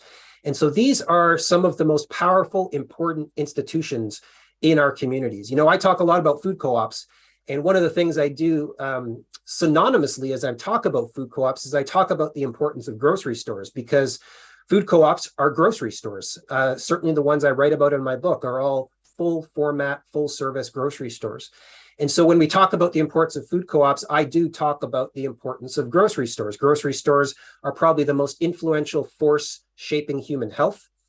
When you track most of the conditions and ailments that are increasing in our society, whether it's heart disease, diabetes, even mental health can be traced to our food. The impact of these businesses, grocers, on the environment is substantial. We know the food system is one of the largest contributors to climate change and greenhouse gas emissions. And once again, grocery stores are that primary point of convergence where we as eaters connect with that food system that has that impact. The impact on our economies is substantial. A grocer might set up a store in a community and extract wealth out of that community. Or if it's a locally owned business, like a food co-op, it's helping recirculate more of that wealth in the community. And lastly would be the impact that these grocers have on the food system. As I describe it in my book, and I often use this within many of the moments when I'm being interviewed about why food co-ops are important and why grocery stores are so important, is that our food system is designed almost like a series of bottlenecks. Whether this is by design or just by how it's evolved is another story. But here we have an image that really depicts how many people there are on the planet producing food, how many people there are consuming food, and how to get that food from where it's produced to where it's consumed. It goes through these series of bottlenecks, whether it's agricultural commodity traders, food processors and manufacturers, distributors would be another bottleneck not on this diagram, and retailers. And so, here in Australia, where you are, you would have 2 companies rather than that 5 dominating in your retail environment. Here in Canada, we have 2 companies that control over 50% of grocery. In the US, there are about 5 companies controlling over 67, 68%. So these not only are bottlenecks, but they're also gatekeepers. So grocery stores really are gatekeepers determining which foods make it to market and which don't. And so this is a role and power that grocery stores have that I find is often underappreciated, certainly not acknowledged and recognized to the extent that it should be, that as grocers really are determining the future of food, again, by determining which foods make it to market and which don't, playing this gatekeeper role. So I write about in my book how the grocers, like these ones you see here in the United States, for example, in Canada, really are at the control center of the food system. They determine the future of food. And so I write about this in my book, that grocery stores are the food system's control center. And so this is just me entering into an explanation as to why I became so passionate about food co-ops. And this is now looking back about 8 years ago, where I really started to get it. You know, I was a board director at my food co-op, and I really started to understand, you know what, this is a powerful model for us to take ownership over this bottleneck and to open up that bottleneck so that we can allow more foods to flow through that bottleneck that we determine, that we have control over. Another important piece that also is a reason why I see the co-op model as being such an important resource is that never before has a food co-op here in North America been sold to a chain retailer. And the reason for that is that the board, the general manager, is not in a position to sell the co-op to a chain store because it would have to be a decision by the membership. And so never before has a membership of a food co-op in North America decided to sell their store to a chain. So there's a resilience built into this model that not only protects the values that were invested, thinking back to that first story I told you about Capers Markets in Vancouver, all of the values that are embedded and built and invested into these stores can be protected by this co-op model. It protects the way in which we treat our staff. It protects the suppliers that have built relationships with our co-ops. And so this is what gets me so excited about food co-ops, is that this model really is the most resilient model for us to steward our grocery stores and to change the food system. And so this is the reason why I chose in 2019 to write a book about food co-ops, because surprisingly, very few books had ever been written about food co-ops. If you look it up on any of the book online retailers and you look up food co-op books, you're only going to find a handful. And so it felt important to be able to tell this story. So much so that when my book came out, I went on probably one of the most substantial book release tours that anyone has ever gone on. I purchased a van, received sponsorship and support from the co-op sector in both the US and Canada, from credit unions, from food distributors. And I toured for 6 months across the United States and Canada, sharing this story and being able to offer, you know, this book as a resource for co-ops and for other groups working on food security to use to imagine having greater ownership and control over their grocery stores and over their food systems. So part of, you know, me being able to go on a tour like this, I needed to create a food co-op directory in order to know where I might end up going and where I should plan events. And so this is a snapshot of that food co-op directory I have from North America. Now, I don't include some of the big Canadian federations. My book is focused mostly on the US food co-ops, and I haven't yet added some of the larger networks of co-ops in Canada. But these are all the mostly independent single store or multi-store co-ops with a few stores in the United States and a few and some in Canada here. And you can see, you know, in this case, there are over 300 locations of co-ops across the country, about 230 co-ops with over 300 locations. And this gives you a sense as to the route that I took across the country back and forth a few times.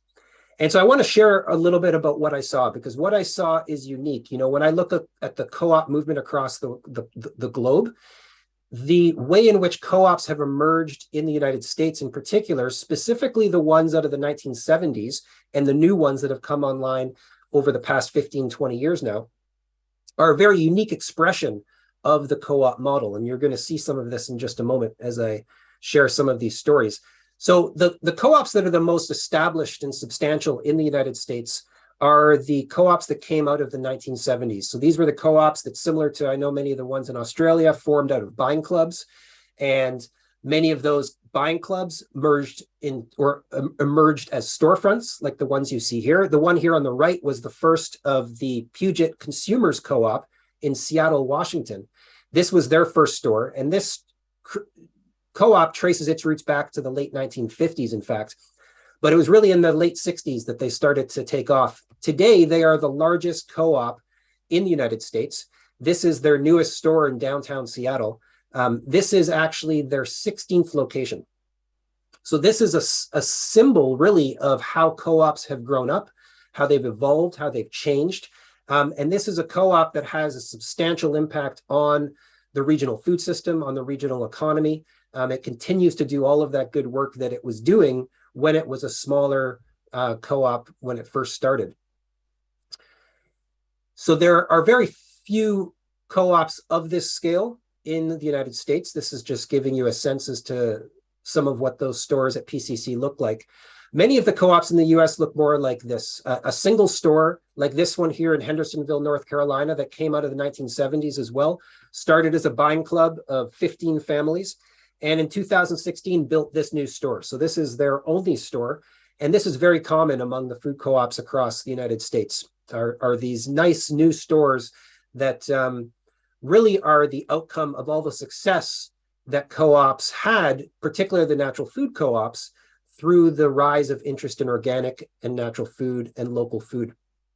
This here is another one that just opened up another new store in Astoria, Oregon. This also started in the 1970s as a buying club. And at a certain point, just like a lot of the stores in the 1970s that were relying on volunteer labor, they realized that paying their volunteers 75 cents worth of food credit an hour was really exploiting themselves. That's at least was their belief at the time. And so this is an example of how co-ops then chose to build out larger management structures and become much more what was called business-like, and operating their stores much more like a business rather than some of what was retained as their buying club roots. This co-op here in Brattleboro, Vermont, opened up this new store in 2012, and they partnered with a housing trust to build affordable rental units above their store. This is a co-op in Lawrenceville, Kansas, another 1970s co-op. Now, what happened with this co-op a couple years ago is also a sign of how things are changing here in North America. So this is the Merck Co-op's second location here in Kansas City. And this is a very different store than their original one. So their original store was very much rooted in the natural organic food movement that many of those 1970s co-ops came out of. However, in many urban centers across the US, there are food deserts that have been emerging rapidly. Food deserts being areas of the city without access to a full service grocery store. And this happens in rural communities as well. So the city approached the co-op and said, hey, we're willing to build a building for you if you can come in and operate a grocery store, not just operate a grocery store, but operate it in service to our community. And so some of the products that are now on the shelves of this store are different than what were on the shelves at the other store. So products like Doritos, which is a much more conventional product than you would normally find on a natural food store shelf, are now found on the shelves of this store. So co-ops are starting to change, at least the co-ops in the US, the natural foods co-ops are starting to change their approach with how to serve the communities that they're operating in. And they're starting to also serve these areas that not only don't have a natural food store, but don't have a grocery store whatsoever. And so this is a shift that's happening among many of the natural food co-ops in the US. This here is another very well-known co-op in Minneapolis. Minneapolis, Minnesota is one of the epicenters of food co-ops. There's 13 co-ops operating within the city, and this is one of them. They own a second building just down the street, which has their offices, a restaurant. It's an old heritage building that was once a co-op dairy. You can see democracy is alive and well at the Seward Co-op. When I was there in 2019, they had 17 people running for their board. And they opened up this second store in 2016. I should add that this is a $40 million co-op, 21,000 members, and it was a big deal for them to move into another neighborhood of the city. But they were challenged going into this neighborhood of the city to really reflect the diversity, the racial diversity that they were moving into. And so this is also something that the 1970s co-ops are starting to have to reconcile, is that much of how they built themselves was built for a specific demographic that is now shifting because the neighborhoods that these co-ops are operating in are shifting. And so too are the values that many of the co-ops have. And so this neighborhood that they've moved into in Minneapolis is 66% people of color. And so the neighborhood challenged the co-op to make sure that they would hire staff that reflected the diversity and racial diversity of the neighborhood. And previously, the co-op had not been doing that at their previous location. So this challenged the co-op to break their diversity mold, and they were successful in doing it. But they needed to be challenged, though, by the neighborhood. And this was successful. And this has become a very considerable focus of co-ops across the country now, is to break some of these molds and patterns that really are part of the history of the 1970s co-ops. Also, part of that is being able to, like I said earlier, make these stores more accessible to more people. So whereas many of the natural food co-ops were very strictly natural food and organic, some of them are relaxing those guidelines to offer more recognizable brands like the ones you see on the bottom shelves here. And so this is what the Seward Co-op did in Minneapolis. They also launched a program to make food more accessible by creating shopping lists of how to shop for a meal for $15 or less or $10 or less. And so this too is something that co-ops are doing a lot of work around, is trying to make their food more accessible to more people in their neighborhoods. And this idea of opening up second stores is not restricted to these larger co-ops like the one I just shared.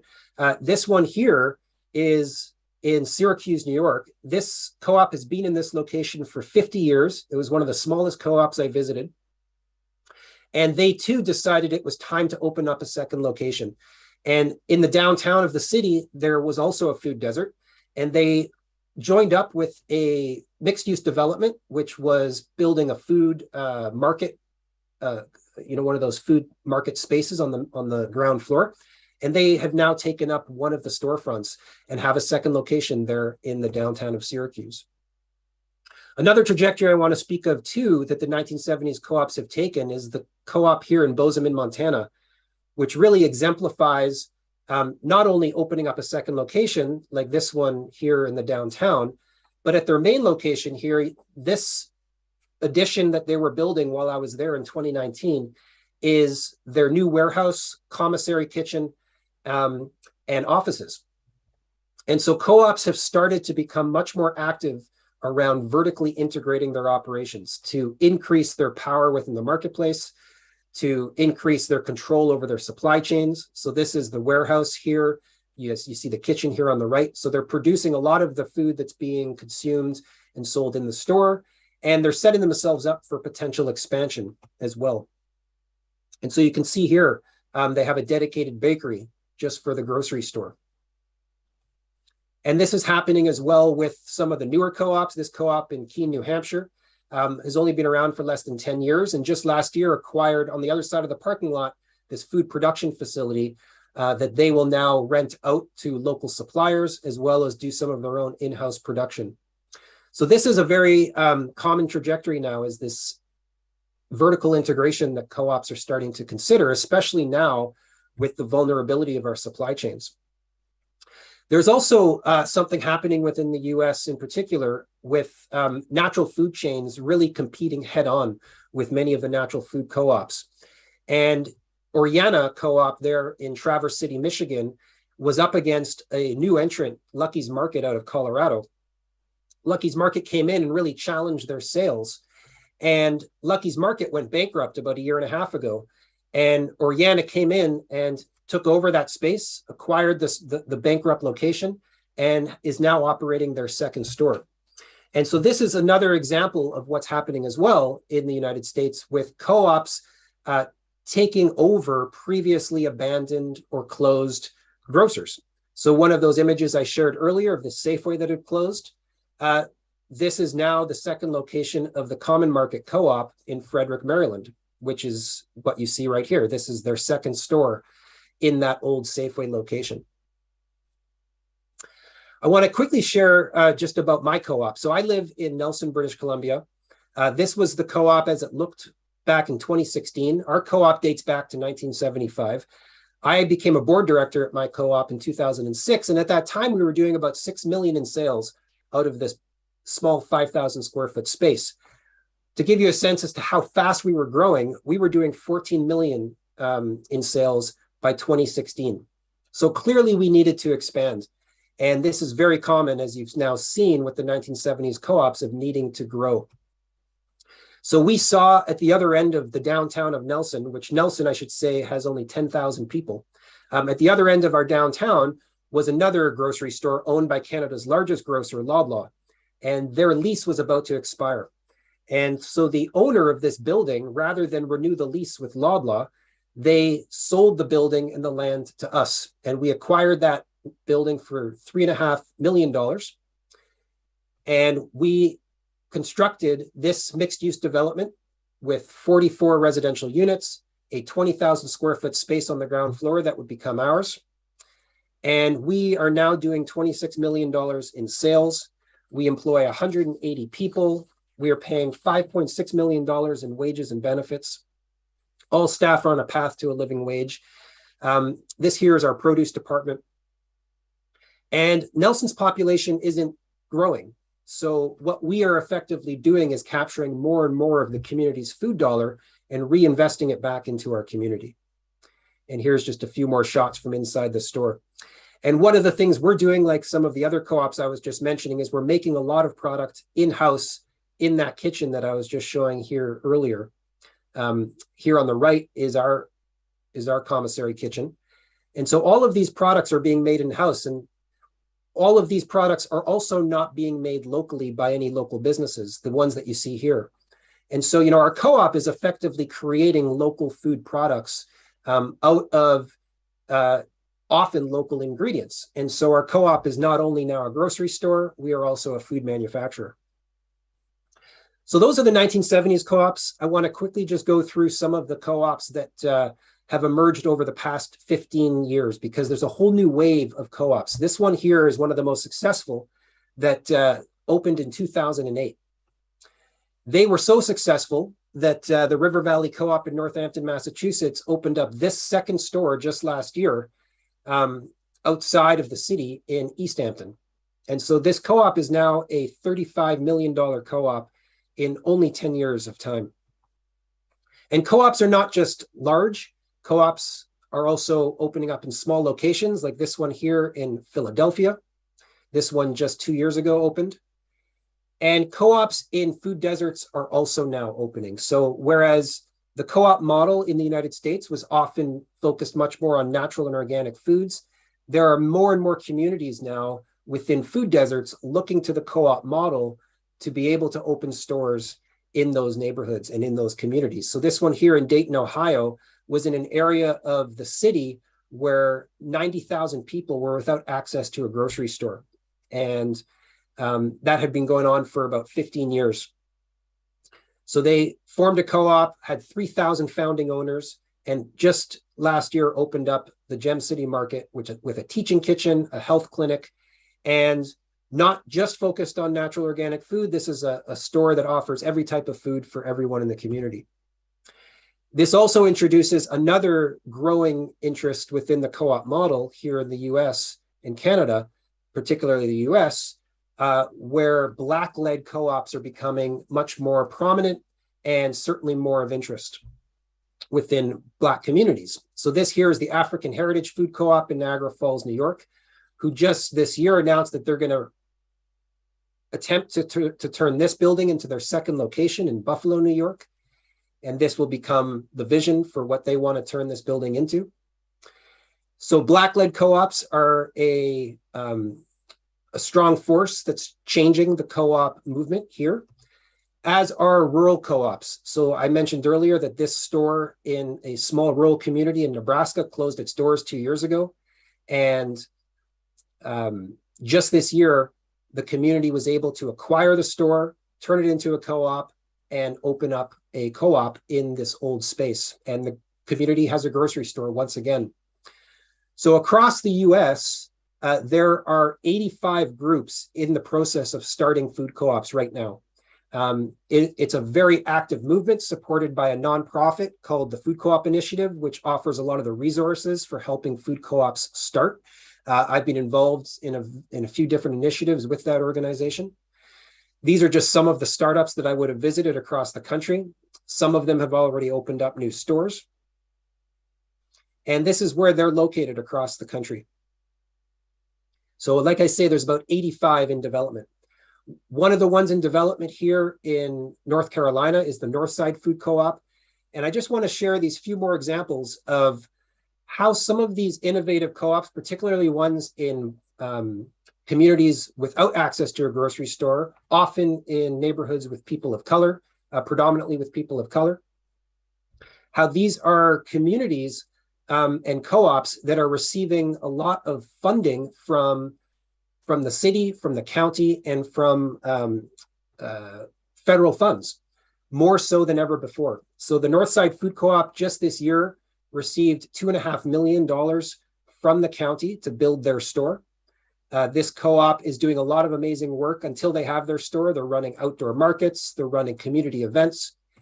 And this is also happening in Detroit, where this group here has been working for over 10 years to build a co-op. This is a Black-led food co-op called the Detroit People's Food Co-op. They just broke ground last month. And just this month, this is some of the most recent news that I can share with you. The Chicago Food Co-op or I should say Chicago Market, a startup food co-op in the city of Chicago with 2,200 founding owners, just was awarded a $5 million grant to help them move into this old historic train station and build out their grocery store. They've been working at this for years. And this is where startup food co-ops are now organizing and gathering. So for 7 years now, a conference has been organized called the Up and Coming Food Co-op Conference. I was there this year as a speaker. And you can see here, there was an entire track at the conference focused specifically on Black-led food co-ops. And this is all of them here at the bottom. Very well represented at the conference. And like I say, this is a very new development in the co-op movement here in Canada, or in the US and Canada, a very exciting development. And it's a challenging time for co-ops to start and for co-ops to be able to sustain themselves. These grocers, like I mentioned earlier, the dominant grocers, they are selling a lot of the same foods that our co-ops have been able to often be the only store in town selling those foods. We used to operate in quite a niche, particularly the natural food co-ops. So this here is a Walmart selling organic food. This here is a Kroger-owned chain marketing themselves as a farmer's market, using photos of the farmers, doing things that food co-ops have often been known to do. Jon. And so many of the... Jon, yes. Sorry, can I just give you a 1 or 2 minute bell? You bet. Yeah, thank you for keeping track of my time here. So to compete with these co-ops, the last thing I want to share here, or to compete with these dominant grocers, one of the things that's happened in the US is the merging of UNFI and SuperValu. So UNFI is the largest natural foods distributor in the country, and they acquired one of the largest conventional distributors in the country, SuperValu. And so this is making natural foods more and more accessible to more food co-ops. And so this co-op, like this one here in Vancouver, British Columbia, this one closed just recently. And so many of the smaller co-ops are struggling to compete. And so one of the most important developments among the natural food co-ops was the formation of National Co-op Grocers. So National Co-op Grocers is a co-op federation with 148 member co-ops with 200 stores and combined sales of 2.4 billion. So these are the combined sales of the stores themselves. And the stores that are members of this co-op number 1.3 million members. And so this is a federation that supports co-ops with branding, with business services, with marketing, and specifically as a broker to broker deals with companies like UNFI, who are becoming more and more powerful, as I mentioned. And so this has allowed for at least 148 of these co-ops in the US to operate as a virtual chain. And so this is one of the more important developments within the co-op sector here in the United States. And the last few things I want to just share here, these are some resources I've created in partnership with some of the co-op organizations here. This is a book to inspire new development of food co-ops. It's a photo book that is very similar to some of what I just shared with you here. And this is my contact information here should you wish to follow along with some of what I post. I post updates on the co-op movement quite regularly through Instagram and Facebook, as well as my LinkedIn feed. And I look forward to hearing more about the co-op there in Canberra from Josh and from the rest of you here at the conference. Thank you for your time, and I appreciate your attention learning about the co-ops here in North America.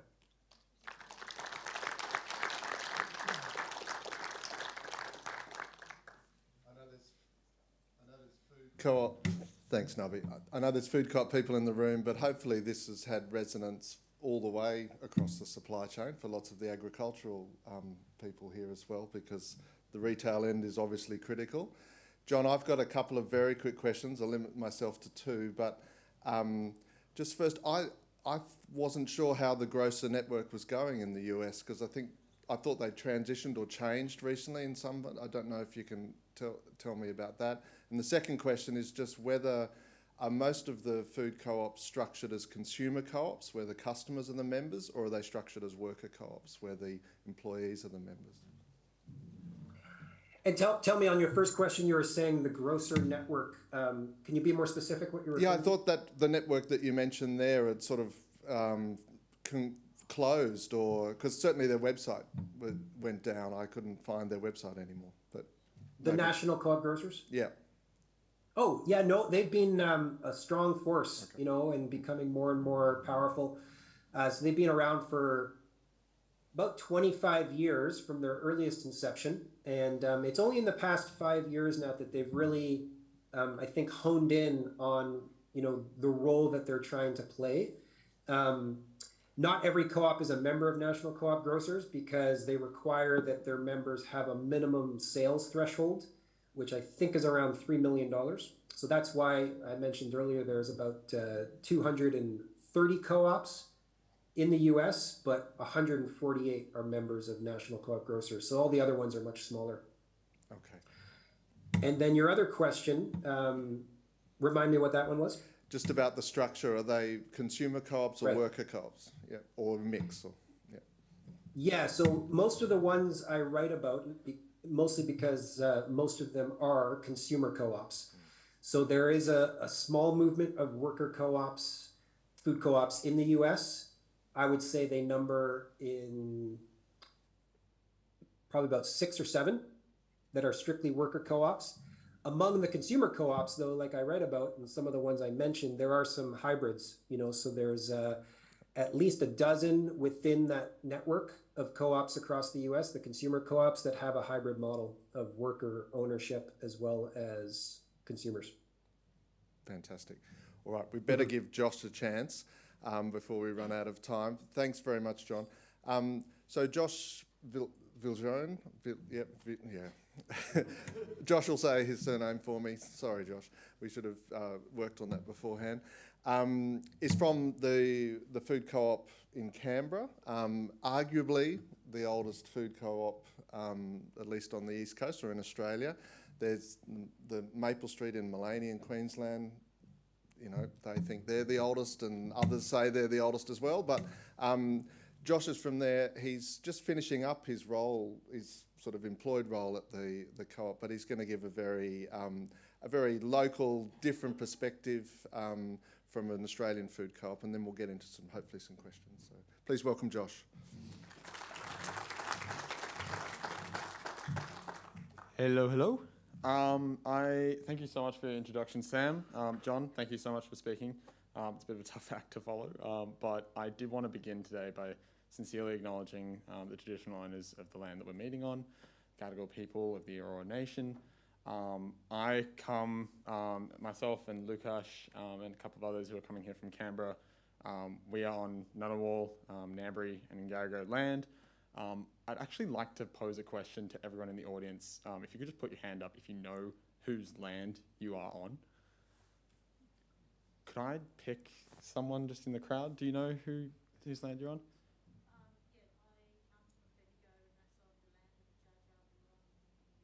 Beautiful. And another? Up the back? Beautiful. So this is just a really simple thing. I think most people put up their hands, which is really, really excellent, but it's a really, really simple thing that means a lot to the indigenous owners of the land. Again, like just acknowledging that land was never actually ceded, but just wanted to make sure that everyone does make that connection. And it's nothing to sort of gawk at the beginning of a conference or at the beginning of a meeting. We always do really try to connect before any meetings take place at the food co-op, just to really work on our relationship, which again is a continuing one, something we're not by any means far along, but yeah, we're really in that sort of journey, and we're trying to take it all together. So I think, yeah, cooperation, theme of everything that we're doing, that's again another sort of area that we can cooperate on. To get into it, myself, my name is Josh Viljoen, Viljoen, if you're going to go for the Aussie Bogan version. But I'm basically down in Canberra for uni. I moved there to study. I burst the bubble out of Sydney, and I moved there thinking, oh, what a great opportunity. I can finally become independent. I can do the whole rite of passage of living on campus and seeing a different city. And what better place to do that than our nation's capital? What Mick was talking about this morning with his son going to ANU as well, and having this education in a business school where you're down the road from Australia's, and I'm going to say it, oldest food co-op. You're literally 50 metres away and you're not even learning about it. So it's kind of crazy. I am doing a politics, philosophy and economics degree down there. And yeah, I can attest to the fact that I had no prior knowledge about food co-ops until I stumbled into the doors at the food co-op for a cheap student lunch. And from that point onwards, it's just been history. So I started up as the operations manager there last year. So at the start of last year, we were still in that sort of weird in-between phase of post-COVID, but we didn't really know what was coming. And I'm also going to take the focus onto something that's really hyper-local. Jon, I really actually appreciate that you're talking so much about the successes that you guys have been having over in North America. It's phenomenal. It's almost eye-watering just how crazy everything is going over there, because I do have to say it's a little bit more humbling on our end. That it's not as rosy a picture here in Australia, and I'm probably going to say as well in New Zealand. Roz, I'm not sure if you probably have the same experience for food co-ops over there. We have a turnover about $500,000, and that has been fluctuating. We really did reach a peak of about 600K in 2016-17, so obviously pre-COVID, and then that has sort of plateaued and almost gone down over the last couple of years. After starting as a buyers collective, so it was a similar story to most food co-ops in that sort of 1970s boom.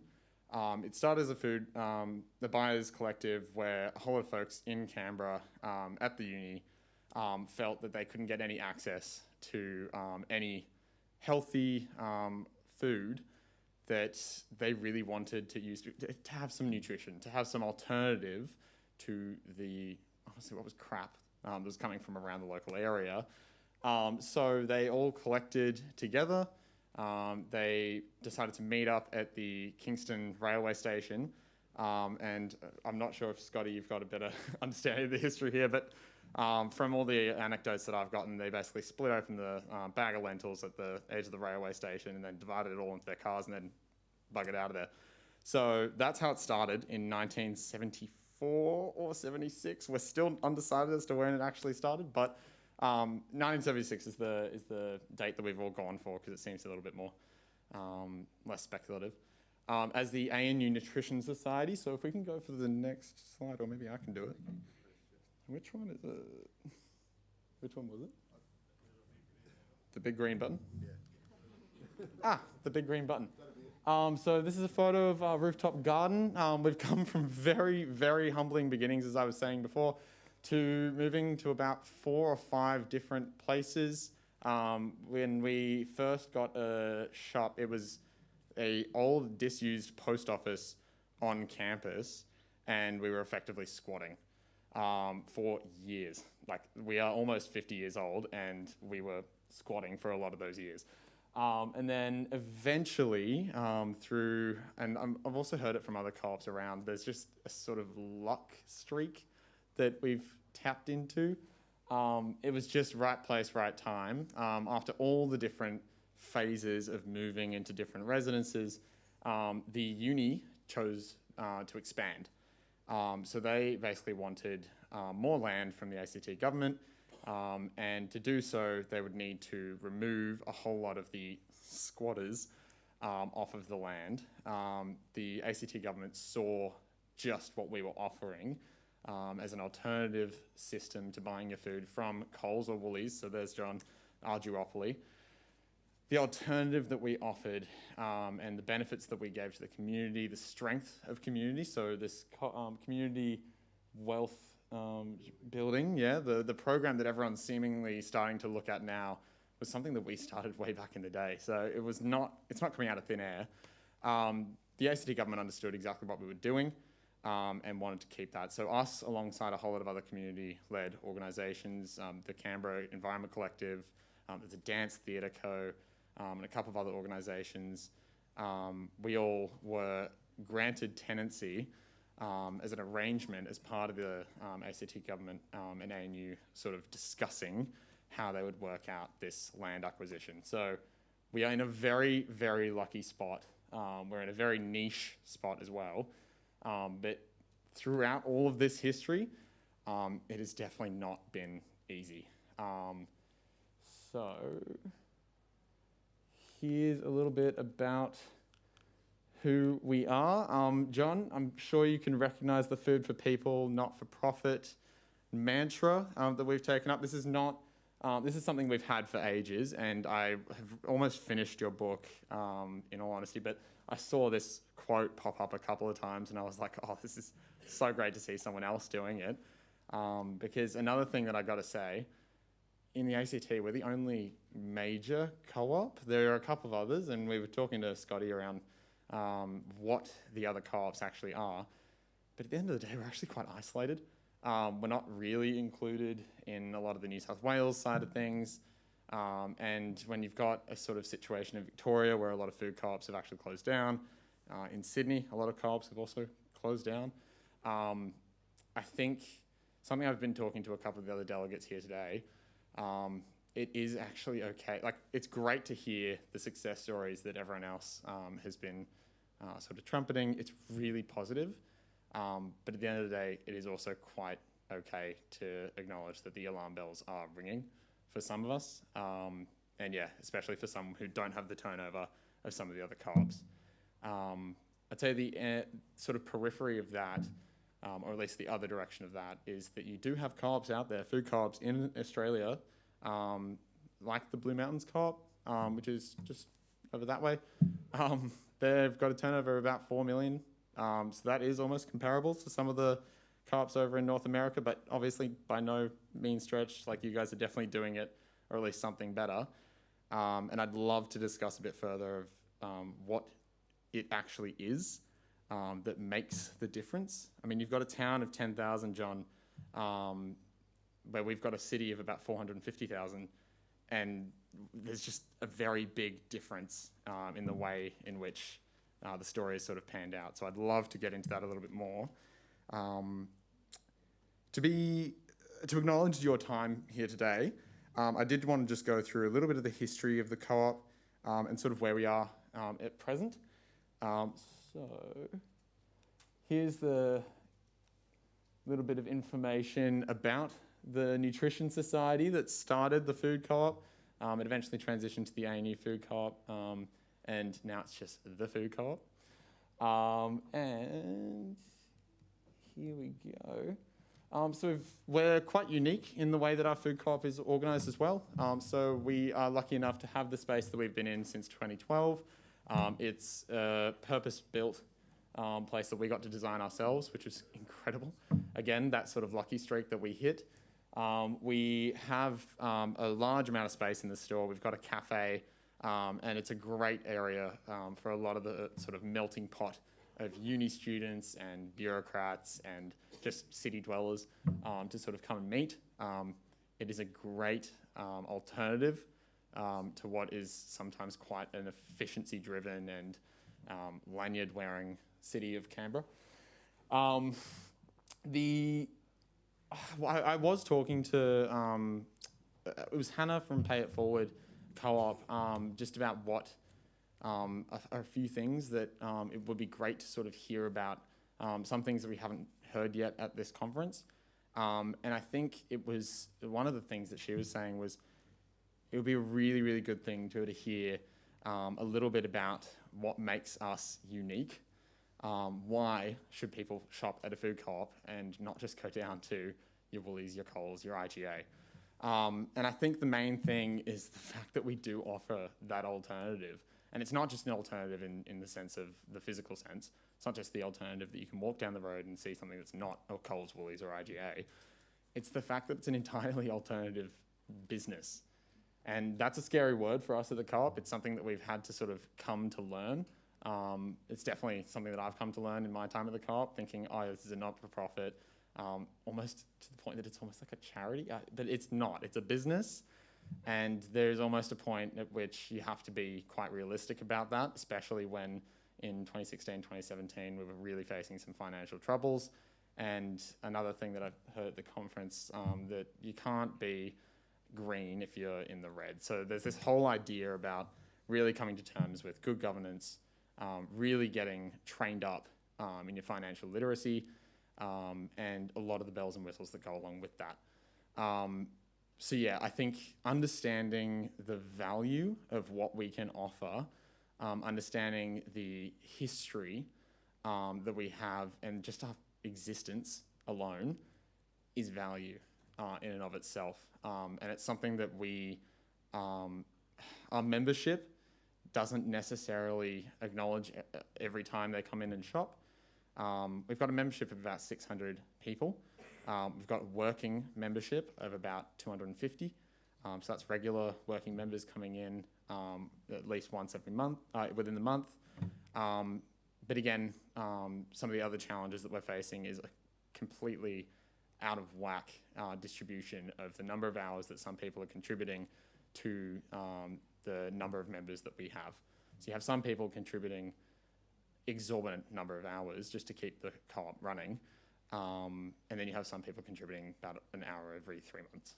So it's just a bit phenomenal when it comes to a bit of an analysis of the engagement at the co-op. But yeah, it's another one of those challenges that we're just looking to try and work with a whole lot of people here today about how we can sort of find a solution in that collective manner. I guess another one of the things that I wanted to mention today, just as part of the value of the co-op and that alternative business model, is the inclusion and the education, using the co-op as an inclusive and an educational resource. So I felt quite lucky, very privileged to be able to join the co-op in the capacity that I did. I joined when I was 20 years old as the general manager at the time. And that's something that I just don't think you get offered anywhere. It was something that I definitely felt like I had the imposter syndrome that Roz was talking about, that Natalie was talking about. I had it to a T. And I was able to really fill the boots while I was in the role, learn on the job, sorry, and really come to value and get really excited about the space that we are all in, whether it is the larger end of the business model or if it's the smaller end. We all have this unique opportunity to continue a business model that is so different from your regular run-of-the-mill business. It has values that everyone needs in their lives, and I'm sure everyone can attest to that, particularly after COVID. When you have that sort of belonging ripped from you, the one thing that we didn't have ripped from us was the cooperative spirit that really allowed us to kick into gear. Like we all saw it when we were going through the lockdown, the most recent one in Canberra. The one thing that really kept us all, like the smiles on our dials, was the fact that we were all still able to cooperate and work together to be able to see ourselves through. There was that big instilled sense of pride and unity in seeing the co-op survive and thrive on the other end. And yeah, I think that's something that you just don't see at your normal grocery store. And I might finish on one note. Grocery stores, one of the things that I read in your book, Jon, grocery stores are almost like nowadays your church. It's the place that you end up going to so much more often. You're there so many times a week. It's this place of community connection. You end up seeing people, your neighbours, your community. And for some, it can be the time that you chuck in your earphones, you beeline it down aisle 14, and you don't look left or right because you know exactly where you need to go to be able to get out as soon as you can, right? You can have two different sides of the coin in this sense. And I just think about the fact that the community hub that is the food co-op in Canberra, it is such a unique and valuable place that I think just being able to trumpet that is something that we really need to do. We're all quite afraid because we're all quite humble. But I think at the end of the day, we do need to champion the model that we have, understand what we have, and I just hope to God that as many of us don't get overcome by corporate takeovers or the like, or face the same sort of future as some of the other co-ops have, sadly, in Sydney. But yeah, I do really feel quite hopeful. I feel like coming from such a perspective of youth, I am really hopeful about getting cooperative business models into education systems. And yeah, I'm really, really excited to sort of start this journey and continue this journey that I've started, and see it through. So yeah, thank you so much for having me today.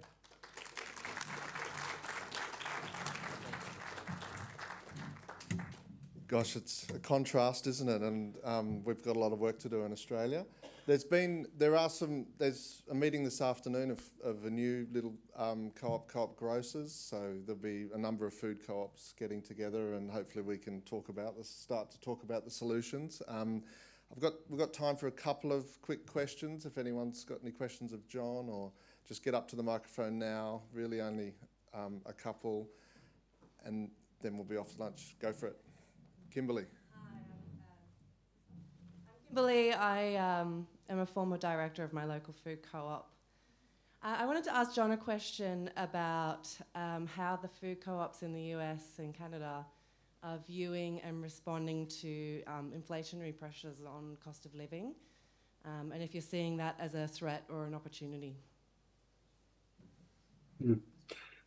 Yeah, good question. I can speak to my own co-op, and I'm getting a little bit of feedback. I wonder, it's gone now.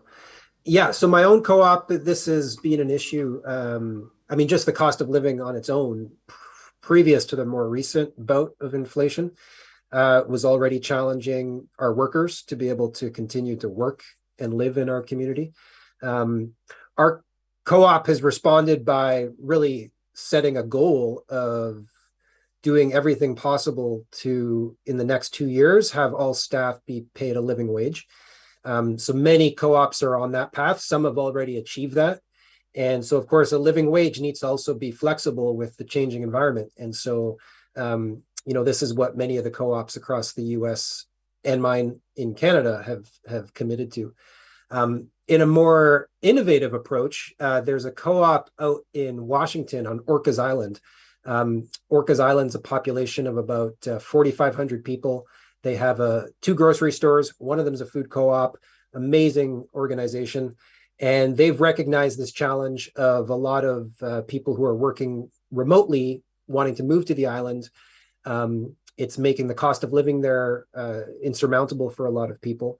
And so the co-op is right now exploring how to build a housing trust alongside other organizations and businesses on the island that would be able to support living for their staff. And so, this is one of those more, I think, active cooperative efforts that I know of among food co-ops to really address specifically the challenge among staff to be able to live and work at their food co-op.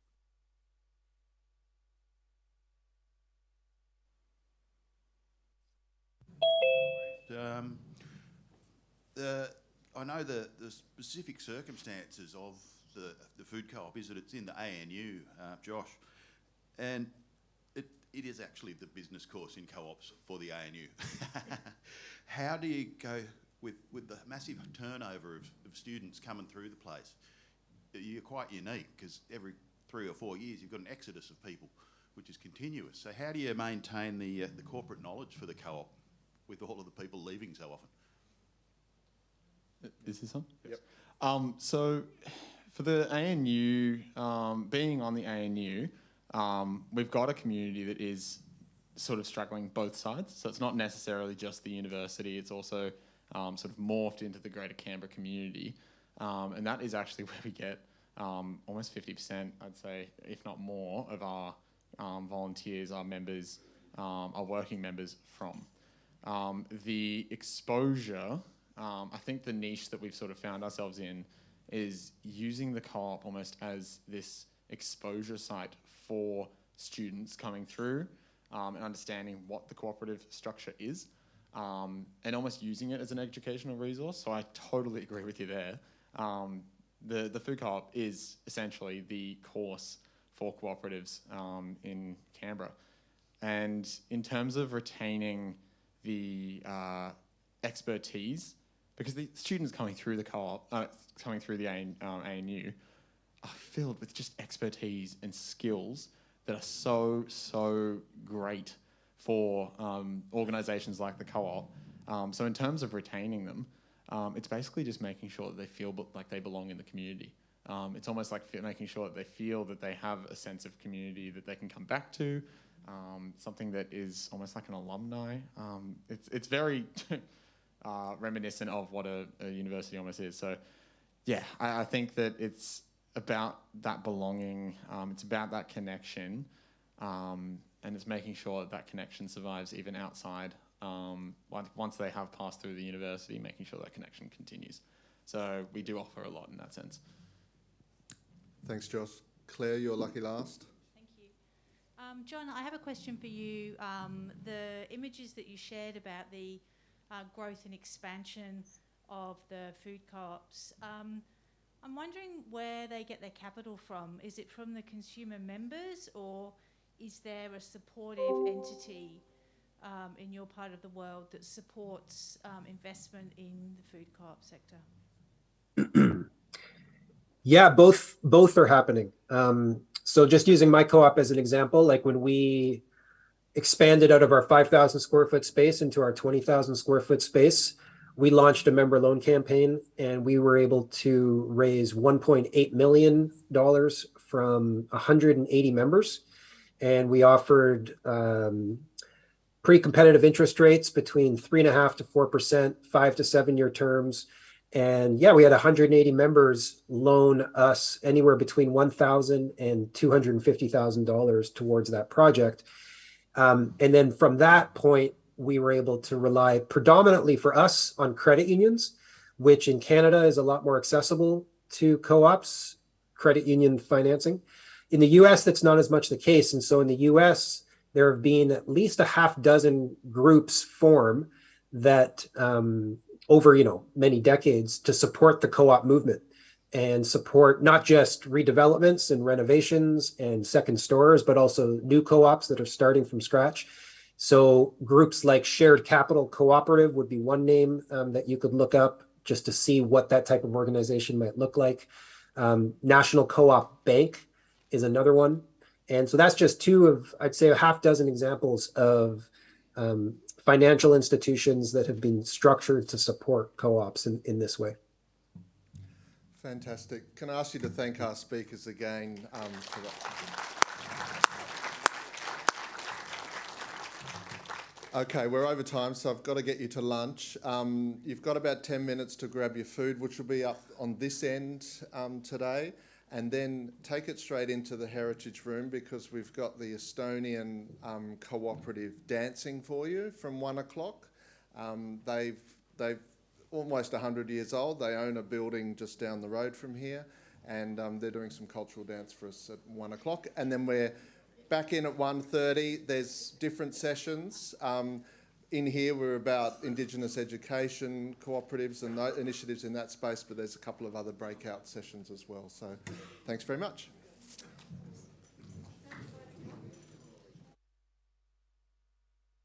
And he's from the Ngata Ruapani Co-op, which is a co-op focused on Indigenous education and Indigenous empowerment in New Zealand. And I'll hand it over to the doctor first. Kia ora, thank you for that warm introduction. You can hear me okay?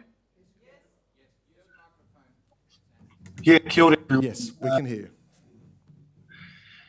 Firstly, I just want to reiterate the acknowledgement of the Indigenous people of Australia, of the elders past and present, and the mana, the autonomy of the land of Australia.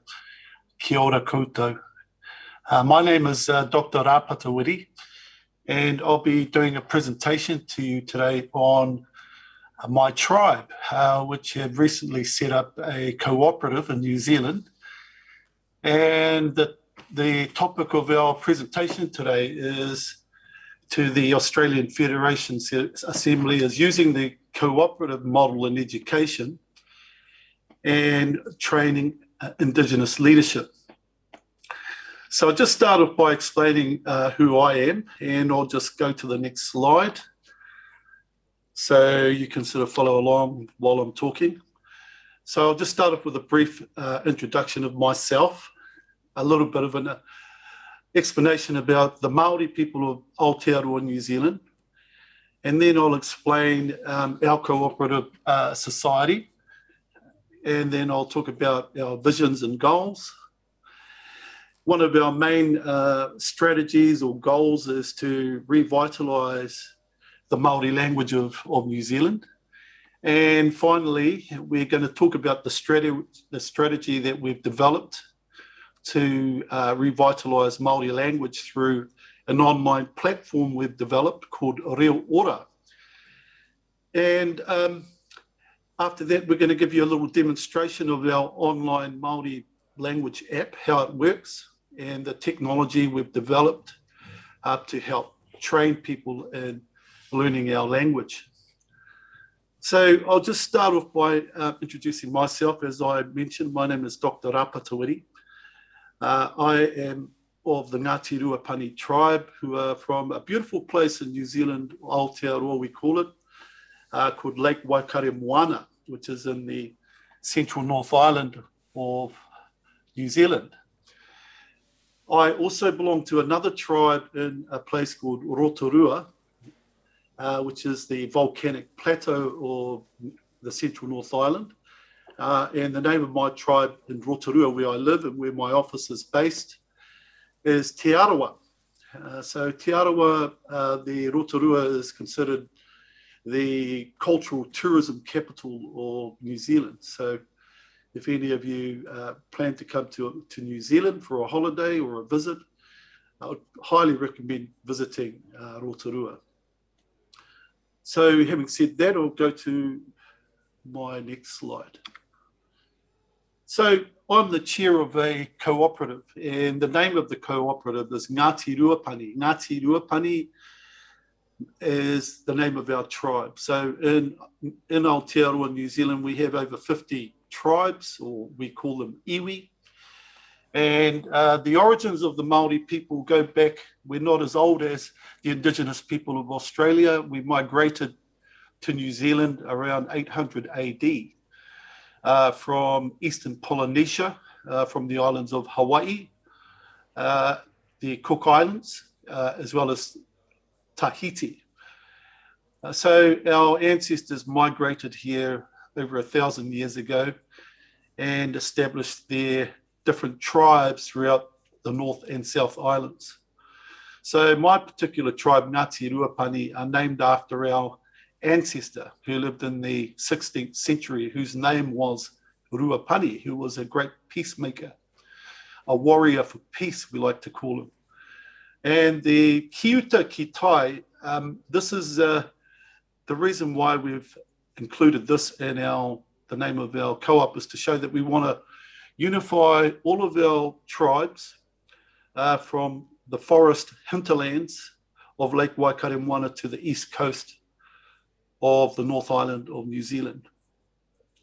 So we are a cooperative company, I guess you could say, which is called a primary community cooperative, or a Māori community society. So we have community obligations, responsibilities to our people. However, we also aspire to create economic, political and social independence of our people. So we're not a common law trust. We're not a Māori land trust. In Aotearoa, New Zealand, we have a Māori land is administered by the Māori Land Court. However, we decided we wanted to be independent and set up our own company, which is governed by ourselves and based on our own constitution, which falls under the Co-operative Companies Act 1996. So we have 6 establishment directors who have invested into this co-op. And our main goal for setting up this co-op, as I said, was to serve the interests of our people, to unify our people, to create jobs, employment opportunities, health, improve our health opportunities, and housing. So I'm just going to introduce you to our 6 establishment directors. This is our certificate of incorporation. We are the only Māori cooperative in New Zealand, the only active Māori cooperative in New Zealand. Slightly different to Australia, we're not funded by the government, which is unfortunate. However, we aspire to become economically independent through our own entrepreneurial endeavours. So that's the reason why we set up the co-op. So these are our establishment directors. We only were established in November last year. So at the top, we have Kath Peebles, who's a Justice of the Peace. We're all family. We're all related. We all come from the same tribe. We have Cindy. Cindy is an educational advisor. She works for the government, the Ministry of Education, and a place called Gisborne, which is on the east coast of the North Island. And there you'll see our tribal affiliations. So many of us affiliate to 2 or 3 different tribes. The next photo is Anita Loveridge. So Anita is a health and well-being consultant, and she specializes in native plant remedies, what they call nutraceuticals. So we're sort of developing medicines from native trees in New Zealand, such as the harakeke or flax. And there's a whole lot of byproducts that you can create in medicine, skin ointments, skincare products that we're developing through our indigenous plants in New Zealand. The next person I want to introduce you to is Te Hira Pere. Te Hira Pere, he's a very impressive young man. He's like our golden child. He works for the government. He's the national manager, Māori, for an organisation called WorkSafe, who used to be called the Department of Labour. And though he's only 24 years old, he's aspired to great heights within the government or the public sector. So he's one of our directors that we've appointed. Our next director is Kera Mita. And Kera Mita is a caregiver. However, she used to work for the Bank of New Zealand as a banker. So she's our treasurer. She manages all our finances and our financial strategies. And finally, there's myself, Rapata Wiri. And my background is I used to be a university lecturer. I used to work at the University of Auckland, the University of Waikato in Hamilton, between 2001 and 2005. I was an associate professor at the University of Hawaii in Honolulu, where I taught Māori language in the Centre for Pacific Island Studies. So people often ask, well, why would they want to learn Māori language in Hawaii? The reason being is that Māori is very, very closely related to Hawaiian. There's a 91% similarity between Māori language and Hawaiian language, which I'll talk to you about soon. Also, Tahitian is 89% similarity with the Tahitian language, and an 89% similarity with Cook Islands Māori. So, yeah, that's just a bit of background about who I am. In 2016, I was seconded to Māori Television to develop a Māori language strategy for the staff of Māori Television. 2016 was quite an important year because in 2016, the New Zealand government passed an act of parliament called the Māori Language Act. And the reason why this act was established was because the Māori language is in danger of extinction, with less than 18% of the Māori population being fluent or conversational in our language, and less than 2% of the general population being able to converse in the Māori language. So that kind of changed my career from being a university lecturer to becoming a consultant to government departments and how we can help revitalise the Māori language. By the year 2040, our Prime Minister, Jacinda Ardern, wants to have over 1 million speakers of Māori language in New Zealand. So since then, I've been actively involved in developing strategies and online programs that we can use to help revitalise the language, which I'll talk to you about soon. So one of the philosophies that our co-op is based on is the land. So our identity as Māori people is ka ora te whenua, ka ora te tangata. Heal the land, heal the people. So now that I've given you introduced our directors and what our co-op is all about, I want to explain that we see our co-op as a group who wants to weave people together, weave ideas, dreams, opportunities together, resulting in strategic planning for immediate and long-term sustainable future health and well-being of our people, and also of our environment. So the idea is not only to look towards the future planning and sustainability of our people, but also to unify unify our people in a coordinated way to achieve a common goal and fulfill the aspirations of our late elders, our present elders, and the current and future generations of our people. So we saw a lot of synergies with the aspirations and goals of the cooperatives as helping us achieve the goals of our people, which is why we established our cooperative. So the vision of our cooperative is our people of Ngāti Ruapani. The descendants of the ancestor Ruapani are uniquely different. We live in a rural environment with the most beautiful lakes in New Zealand, Lake Waikaremoana, the sea of rippling waters. And in the 1860s, we, how should I say, we were at war with the British Crown. And as a consequence, we lost over 179,000 hectares of land, including our lake. So part of our aspirations is to achieve a treaty settlement with the New Zealand government.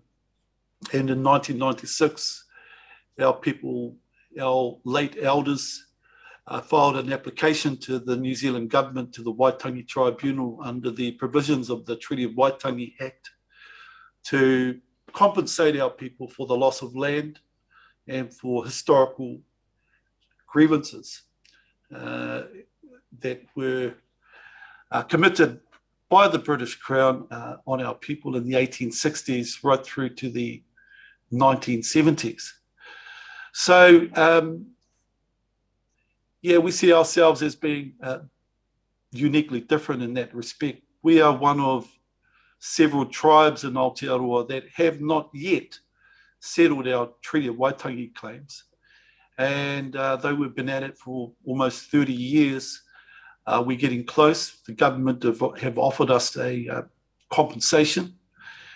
However, the main task of the cooperative is to unify our people, because when you introduce a multi-million-dollar settlement, there's often going to be differences, and people have their own visions and goals.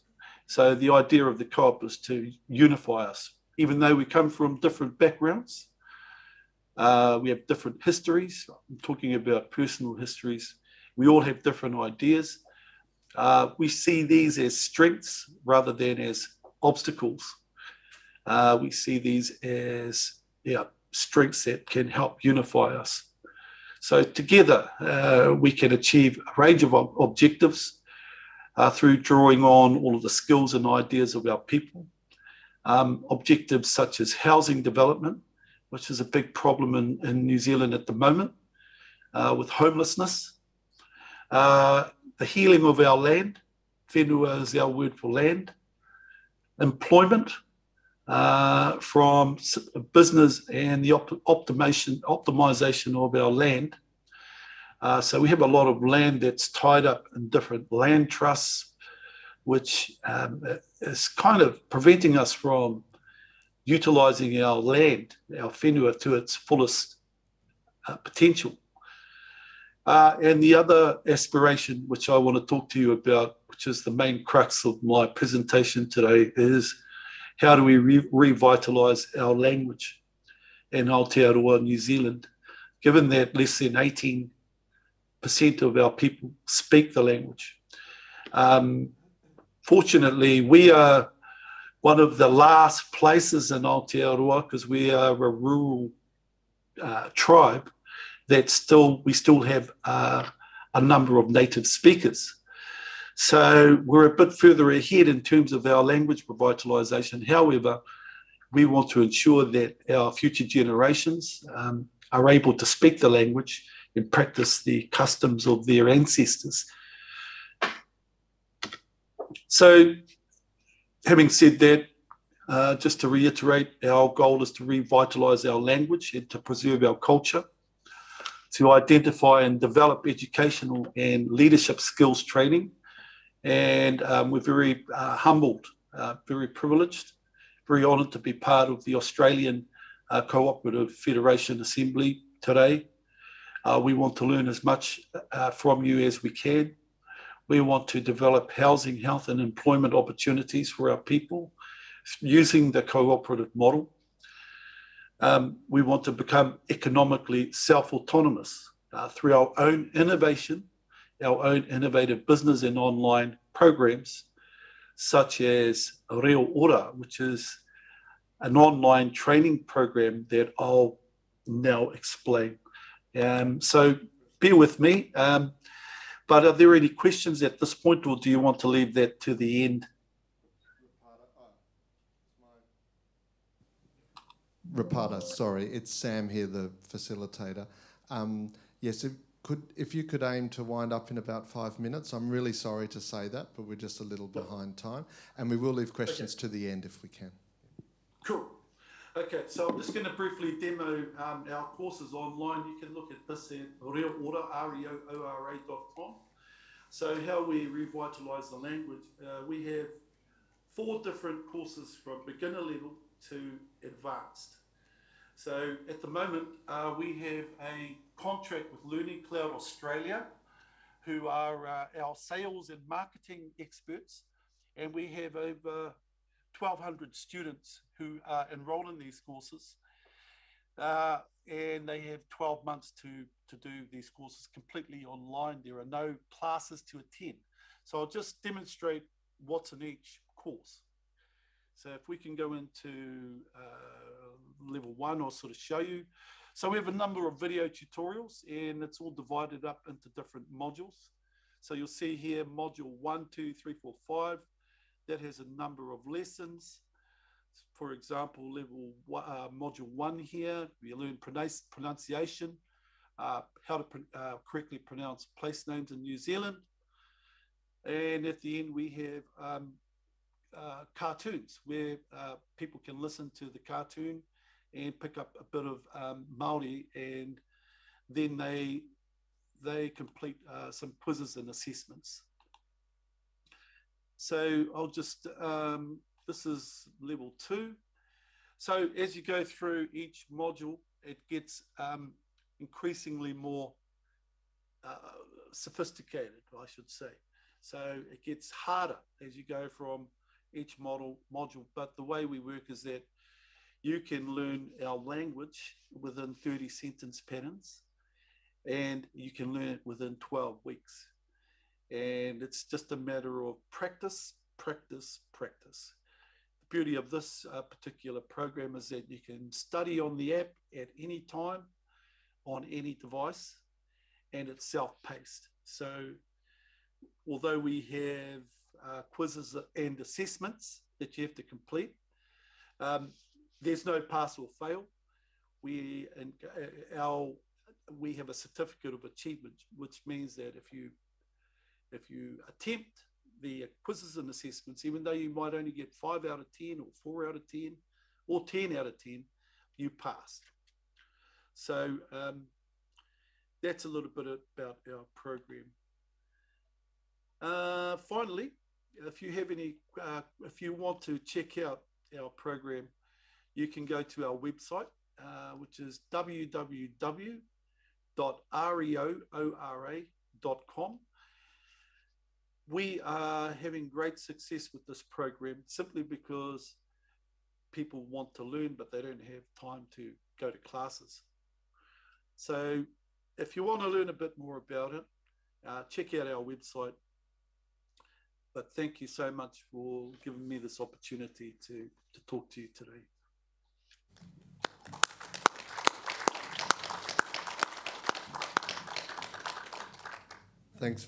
Thanks very much, Rapata. And we'll leave as I said, we'll leave the questions to the end, but it's great for someone from over this side of the ditch to learn more about what's happening in New Zealand in this area. Our next speaker is Gary Williams. He's the CEO of Moorbye Aboriginal Cultural Language Co-operative. They've been a member of the Federation for a few years, and we've supported them in a few times during that period. Gary is also, you know, a legend of the Aboriginal land rights movement in Australia, and yeah, I'll ask Gary to come up and present to us. Oh no, it's totally fine to sit down there. Yes.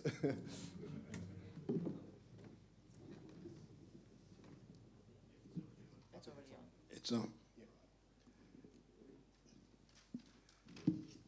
Hello all, as we say, Ginagay, Ngojawan. First up, I'd like to acknowledge that we're on Gadigal land. Yari Junga Ngarangala, Gadigal Kirwa. I'd like to acknowledge the Gadigal people. Yari Garangarangala, Gadigal Jiroi, Guyu, Jalangaranya, Gili. I'd like to pay my respect to the elders from past and present. Wajargu Darandang Wananda Nganya Junaigu Nganyundia Ngawala. To the land, thank you for allowing me to use my own language. So, as I just said, it is a hard act to follow. And judging by what's on his, what he's just shown about it, the language, and we could always learn from something like this, people who have been in the game. And but here I am. I'm semi-retired, and I am the CEO of Moorba Language Centre, and we are a cooperative. We've been a cooperative since about 1990. A little bit of background: the Moorba Language and Culture Group was started in about 1985, and this came from a group of elders, male and female elders, who were worrying about their languages, and these people were pensioners, and their ideas to get something going to give to their grandchildren and great-grandchildren. So they grabbed a Christian brother who was a teacher and things like that. He was taking down some of their stories, and they said, "When are you helping us with our language?" So he had to become a linguist and to do justice to their stories because they were speakers. And around about 1990, they decided to, if they wanted to do classes, then they might and become a registered training body, then they would have to form something a bit more than just being a culture group. And they looked around and they thought the cooperative model would suit them best. It seemed like something that would they could keep a continuity on, and it has turned out that way, of course. They were watching other groups in the community kind of having, this is the days of early land rights acts and land rights bodies and things like that, and they just wanted something that's theirs and something that they didn't have to worry about people from outside coming in. So he looked around and got some advice. I don't know the details, and told them, and they then formed the body. And he wasn't part of it, and so he went about getting lessons prepared.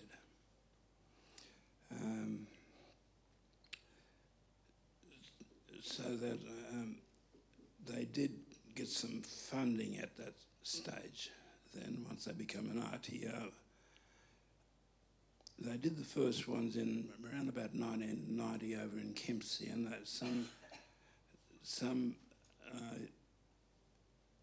people came over and did the first course, and they then became the teachers for when they did go to Nambucca Heads. Now, a little bit of background. These people came from a place called Urunga, and they were taken down to Kempsey. The Aboriginal Welfare Board then had this idea of this great big Aboriginal reserve at a place called Byrne Bridge in Kempsey. And thankfully the group at Nambucca decided not to go, and upriver in Kempsey, and so for some reason or other, they didn't force us. So we were there, and after a while in Kempsey,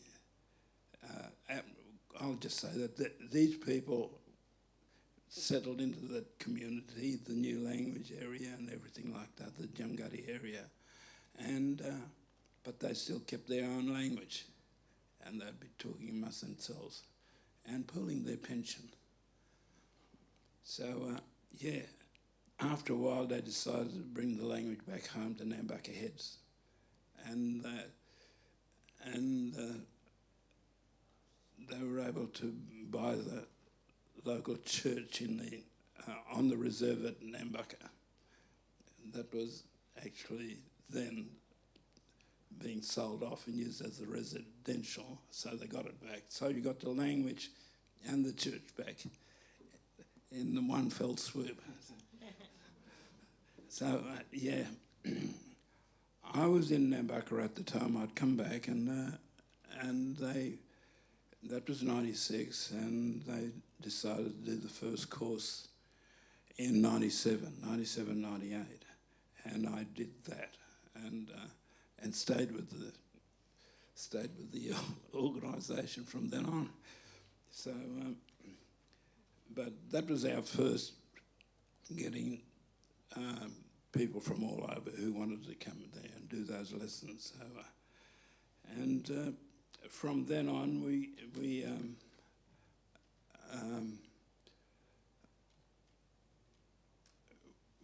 then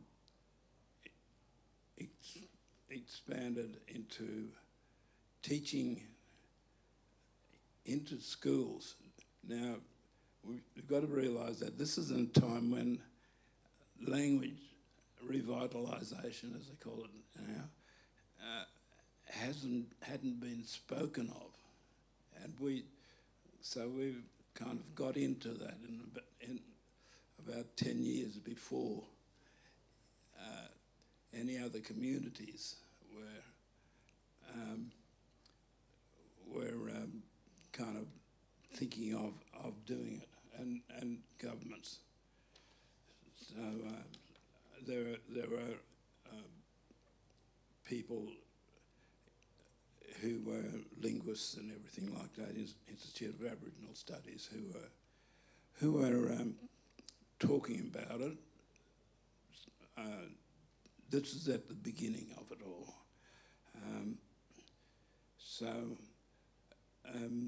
We did then just worked on a publication, Gumbanga Dreamings, the stories of our local elder who we were lucky to have a lot of audio, and unfortunately he wasn't with us at that stage then. And just a little children's story called Bamai Possum, which is still going actually. And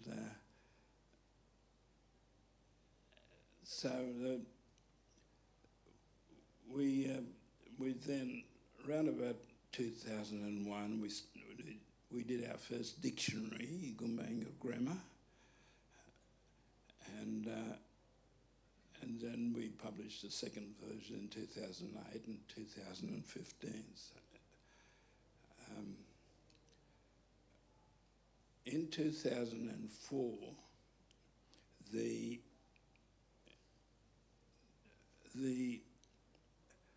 were approached by ATSIC, our local ATSIC group, which ran from the Queensland border to the Hawkesbury River, covered 7 language areas. Some of them, like Bunjalung, had in the old days, closer to 20 dialects. Our Gumbanga dialect, we had about 3. Next door had a couple of dialects, the Dungati people, but 7 language groups without the dialects, the ATSIC approached us and said we're applying for through the Endangered Language Fund, and for some strange reason they were the only ATSIC group in Australia that ever did it, and they got it, and they came to us. We were just a little old organisation, and said if we get the money, and we won't know what to do with it, could you get a program going? And we said, yeah. So we called a meeting of all the groups and said, what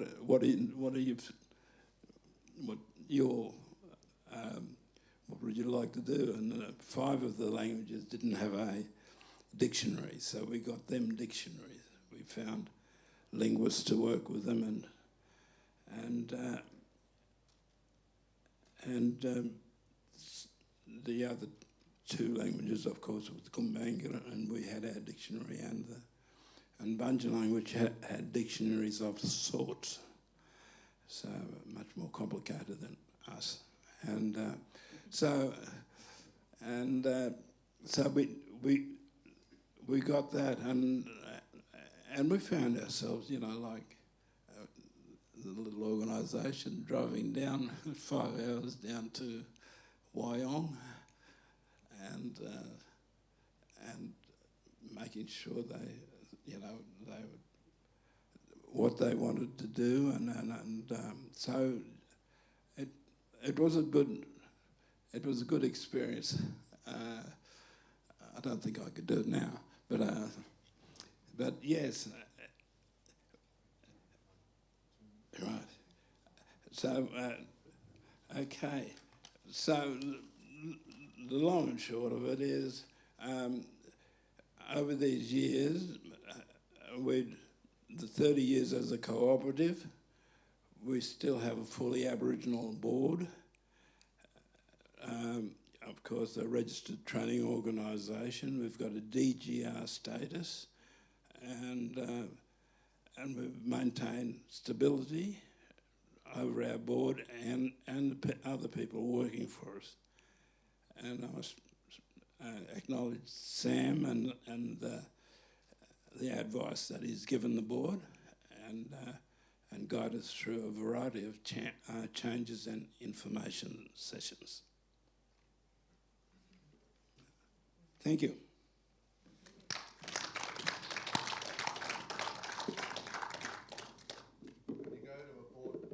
To a board meeting at Moorbye, the board meets where the altar used to be in the church, and they often, anyway, it's a particularly significant meeting place, I think, for for the co-op. Thanks very much, Gary. And our final speaker for this session is Emma Griggs. Emma is from Tranby Co-op, or it's Tranby Aboriginal Co-op now. It used to be the Cooperative for Aborigines Co-op, just changed its name. They were members of ours for decades, and then we lost them a few years back, and I think it was purely an administrative error from our side.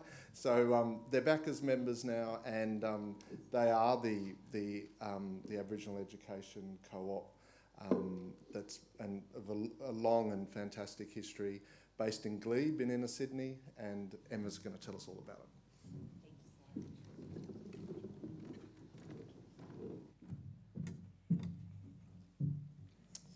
Well, I've got a couple of hard acts to follow after the Estonian dancers and Uncle Gary and Dr. Rapato online. Thank you so much. And yeah, just that language revitalisation is similar to what the Estonian group is also doing, trying to keep connected to their culture and their practices.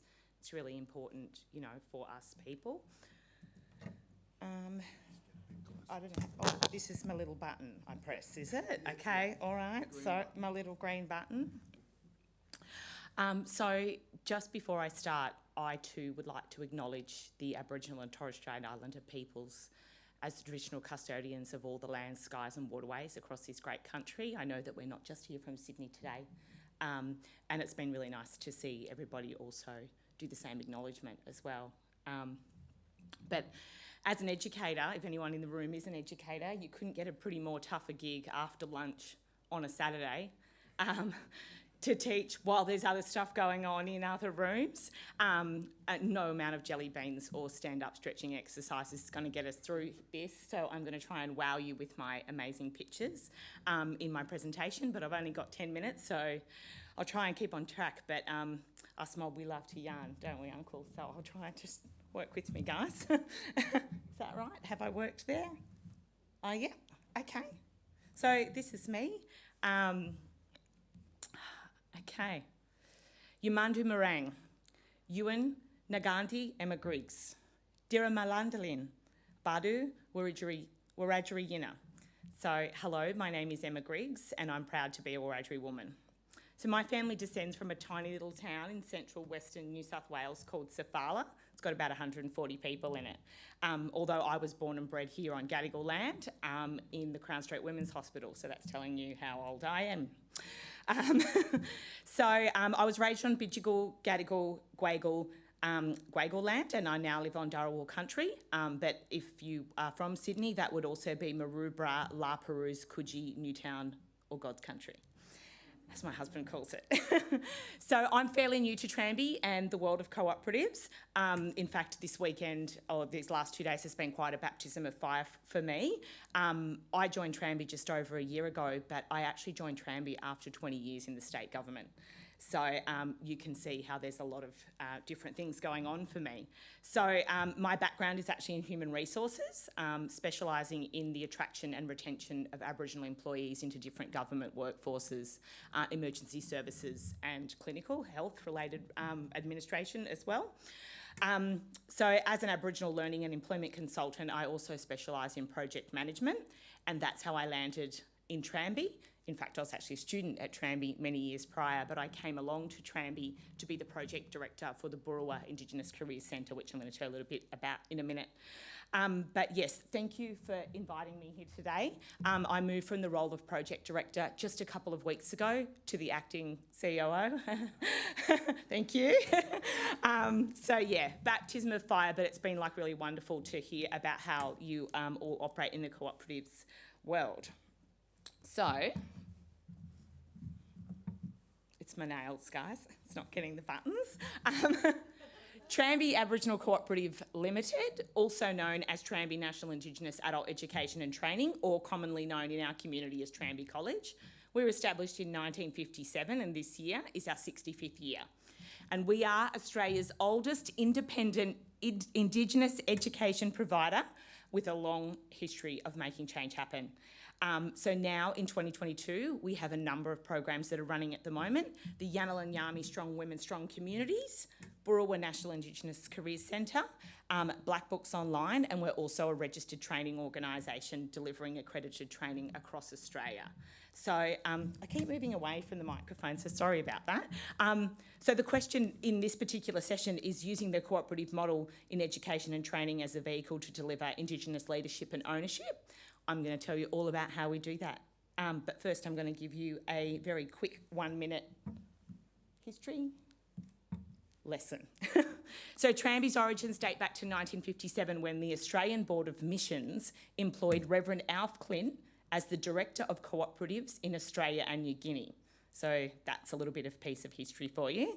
But after Alf helped establish successful Indigenous cooperatives in many communities throughout the Torres Strait, New South Wales and in Queensland, he was given the Tramby building in Glebe, here on Gadigal land, by Reverend John Hope of St Christ's Church of St Lawrence, I think I have that correct, for the use of the cooperative. So the building was actually gifted to us. To the Cooperative for Aborigines Limited was established then in 1962 and since then has become an independent not-for-profit benevolent society. So Alf Clint sadly passed away in 1980 and Kevin Cook became the first Indigenous General Secretary to the cooperative, which has since become the criterion for the position within Tramby. And he's been, Uncle Kevin has been instrumental in establishing various political lobby groups advocating for a wide range of Aboriginal issues, including the bicentennial of Australia and also for black deaths in custody. So Kevin Cook remained as the Director of Tramby until 1997, and we've had several leaders that have passed through since then, but at the moment our current leader is our fearless Dr. Belinda Rousson, and she's been with us for about 15 years, and she was the lady who convinced me to come and work for Tramby, and I haven't looked back, to be honest. So, RTO.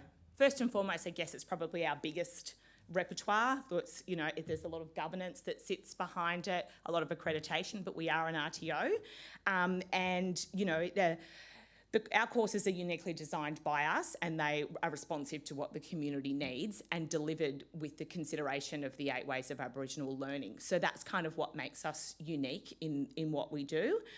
Historically, we delivered courses in legal advocacy, community services and community development. But this year we're delivering governance, legal advocacy and applied Aboriginal studies.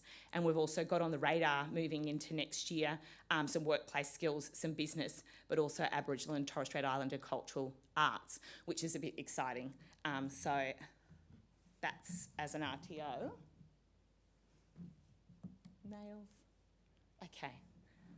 Yanalanyami, our Strong Women, Strong Communities program. So it's another really unique program that's led, developed and for Aboriginal women. And it provides a safe, supportive and culturally meaningful place for our women to come together and take some time to invest in themselves and invest in their healing and invest in their leadership.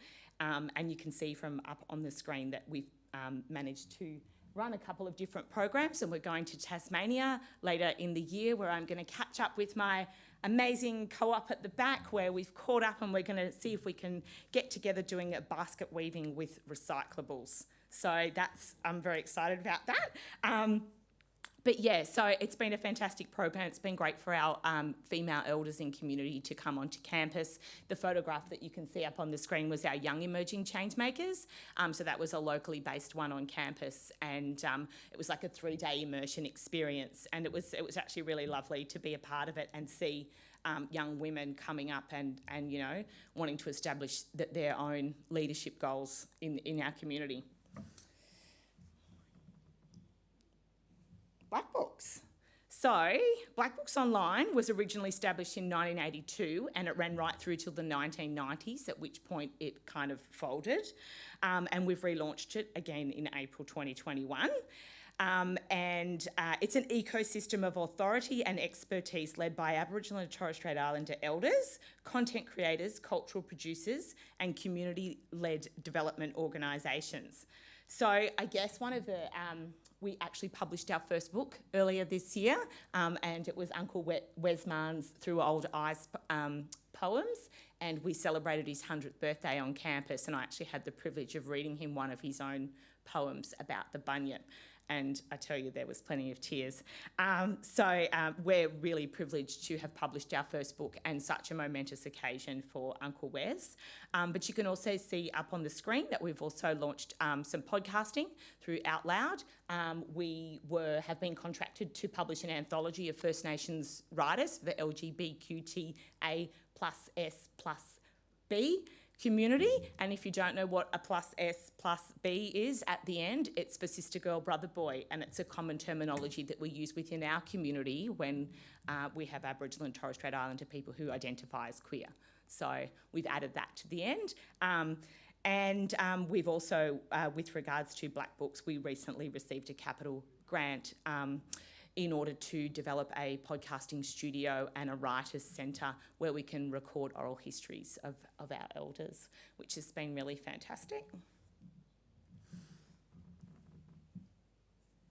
I can see it down there, I don't know why I keep looking up there for. Burrawa National Indigenous Career Centre. Burrawa is a Darug word, mean moving our mob up. Or upwards, up and upwards, and it's kind of aligns with the theme of moving our mob up, and this is why I actually came over to Tranby with my human resources experience to set up a careers centre. So we actually have an online platform where we deliver a series of short courses that's segmented into 4 different parts of potential places that you may be in your career, entering, returning, wanting to progress or to change your career. And we also have like a whole lot of online resources and things. It's only 6 months old at the moment, so it's kind of like a brand new baby. So you'll have to watch this space and see where we go. This is the exciting stuff that you've all been waiting to hear about. This is my nervous slide, guys. So the cooperative principles of communal ownership and self-management, as well as the philosophy of shared work and learning environments, that's fundamental to everything that Tranby does. We're governed by a board of directors who are elected by our members. I've heard this a lot today, so I'm thinking, I am on the right track. Yeah, we've got this. We've got 120 members on average, and it's growing, but it does fluctuate depending on what time of the year or if we've got courses running, because we offer our students the opportunity to also be members. 55% of our membership at the moment is Aboriginal or Torres Strait Islander, and it's not because it's a requirement, it's because most of our members are students or alumni and staff. So our income streams, state and federal government, they're providing us with funding to deliver our programs, as well as Smart and Skilled, which is the money that comes to deliver the accredited training through the RTOs. And we also get some philanthropic funding, which is a little bit more fun, a little bit less governance around it.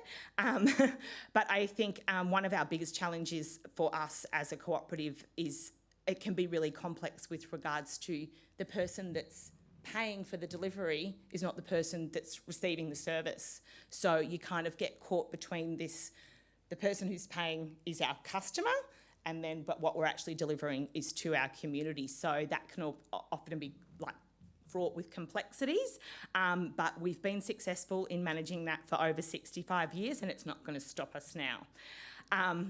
And just to add a couple more complexities to it, and I may have mentioned it before, that we're a not-for-profit registered charity non-distributing cooperative.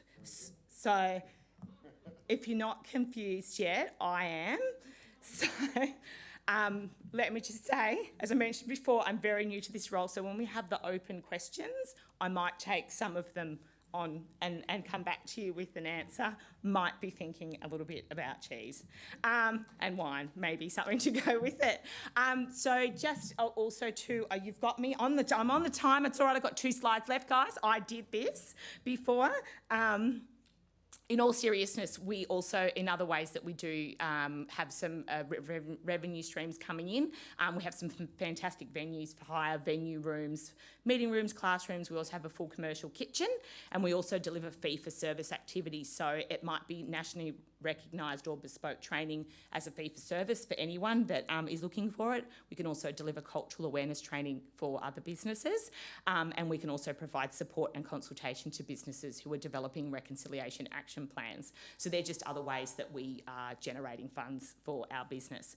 But lastly, just with regards to the question at hand about empowering individuals and how we're using education in the leadership model, I'm probably living, breathing proof of this standing here in front of you. I actually left school when I was 14 and I was homeless, and I have experienced a lot of years of homelessness. And when I finally came back to education and learning, it's taken me on this journey, and here I stand in front of all of you here today as the acting CEO of Tranby, representing Tranby. So I can tell you that education matters, and it's really important for our culture. So let me know if you're interested in collaborating with Tranby with all those other options that I had just provided to you. Oh, yes, okay. Madang Guwu Yindimara Dimaji. Thank you and respect to you, my friends.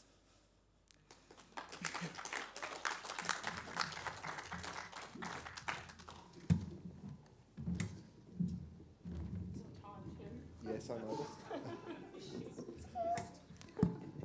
We don't really have much time for questions, I'm afraid, but if you've got something burning, please get up now.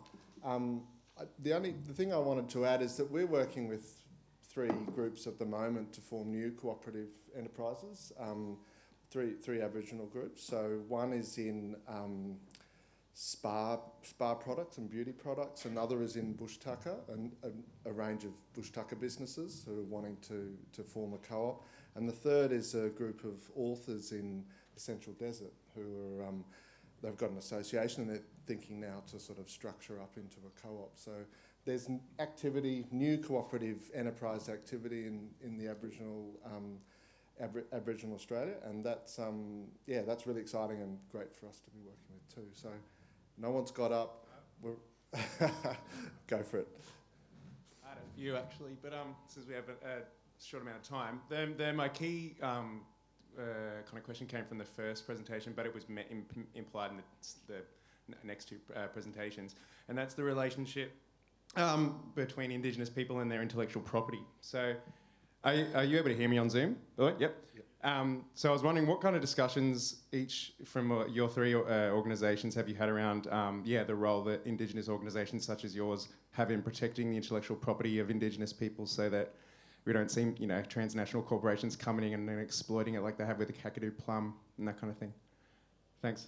I'll just do the one. Rapida, do you want to respond? Yeah, thank you. So in New Zealand, the Māori language and Māori culture are protected under the Treaty of Waitangi Act 1975, which basically, it's a good question, means that the intellectual property of anything we establish, like language courses, is protected. Our intellectual property is protected under the Treaty of Waitangi Act and under the intellectual property laws. So we had, just to give you an example, there's a big company called Duolingo who wanted to come to New Zealand and set up a Māori language online course. However, there was a bit of a challenge from legal challenges around do these big corporates have the legal authority to come and claim Indigenous intellectual property? And so the answer to that is no. So, as far as we're concerned, yes, we own the intellectual property. Uncle Garrett, do you want be interested to hear how it is in Australia.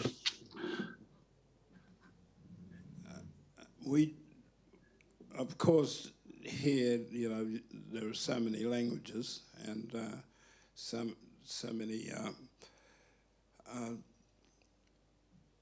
You start from, say, the East Coast with the revitalisation, and you go to the centre and to the top. They have first language speakers and everything like that, and so each area have their own way of looking at things, I suppose. And we on the East Coast, because so many people want to be a part of it because of it's new and fashionable, and so we haven't drawn up any rules as such, but what we do is ask us first, basically. Am I working? Yeah, I am. Yeah, I guess just for me, just echoing what Uncle Gary has said, you know, we've got over 450 language groups and then another 250 dialects that might sit within some of those. So it is quite a challenging space, and we, the people, own our own language. So when you talk about intellectual property, I guess what I would consider is if I saw a large corporate organisation who was producing some type of Indigenous material or proposed to be First Nations material, as an Aboriginal woman, I'd want to try and understand how they got through that process, and did they undertake thorough consultation by bringing in their local community and I guess make that that process transparent for other people to see. So they're the things that I would be looking for. If you look at it at another perspective, like say for example with art, and not you know, showcasing people's arts or replicating their artwork, we have the Indigenous Art Code, which is a place which we go to, which is a central point that makes sure they advocate for artists and the works that they do, and make sure that they understand you know, the contracts that they may sign, and provide free legal advice and support. But simple answer to your question is, I will always be looking to see what consultation processes have taken place with any organisation who's proposing to talk about our business, if that makes sense. Yeah? And I would hope that the cooperative structure is part of that defence and part of that security as well. Look, I'm going to have to. We're into the time of the next session, so I'm just going to have to. Oh, I'm getting the nod. Go for it. Quick. Okay. Just a question, please. Yeah, it's just a quick question. Something that you touched on there, Emma, in your presentation actually was the 8 ways of Aboriginal learning. If I could put my TAFE Queensland hat on for just a moment, what can our mob, RTO mobs, learn from your mob to really bring that access and connection there to learning in other ways? What, if you could elaborate on that for me. In simple terms, I think some of the things that have made us so successful at Tranby with regards to considering those things is having Indigenous educators, first and foremost, in the classrooms who have cultural knowledge and understanding, keeping your cohort of students with just Aboriginal and Torres Strait Islander students, and looking at the storytelling and the yarning and linking it back to your land and your community, and your storytellers, bringing the elders in to provide mentorship. They're all little tiny pieces of the puzzle that help people learn and grow in different ways. You know, you think about a normal education provider, they think about visual, auditory and kinesthetic engagement. Ours is so much more to that. There's so many more levels to the way that we learn. And, you know, I said I dropped out of school. I was very unsuccessful at school because the way that I learnt was different and nobody acknowledged that. So once I was able to tap into an education that was provided to me in the ways that I understand, voila, what can I say? Do you know what I mean? But I'd be happy to yarn with you offline and provide you some of my personal insights. Yeah, most definitely. And we also have a lot of people come in telling their personal stories, and it helps pave that pathway where you can talk about lessons learnt. That's a huge thing for me and my mob. Fantastic. Great. We have to draw the line there. Thank you can I just ask you to thank our speaker in New Zealand and Uncle Gary. Thank you very much. Fantastic session. We'll be back probably in about 10 minutes, so go and grab a tea or a coffee and see you back here. There's have a look on the screens to see what's on. There's 3 or 4 sessions in the final little segment.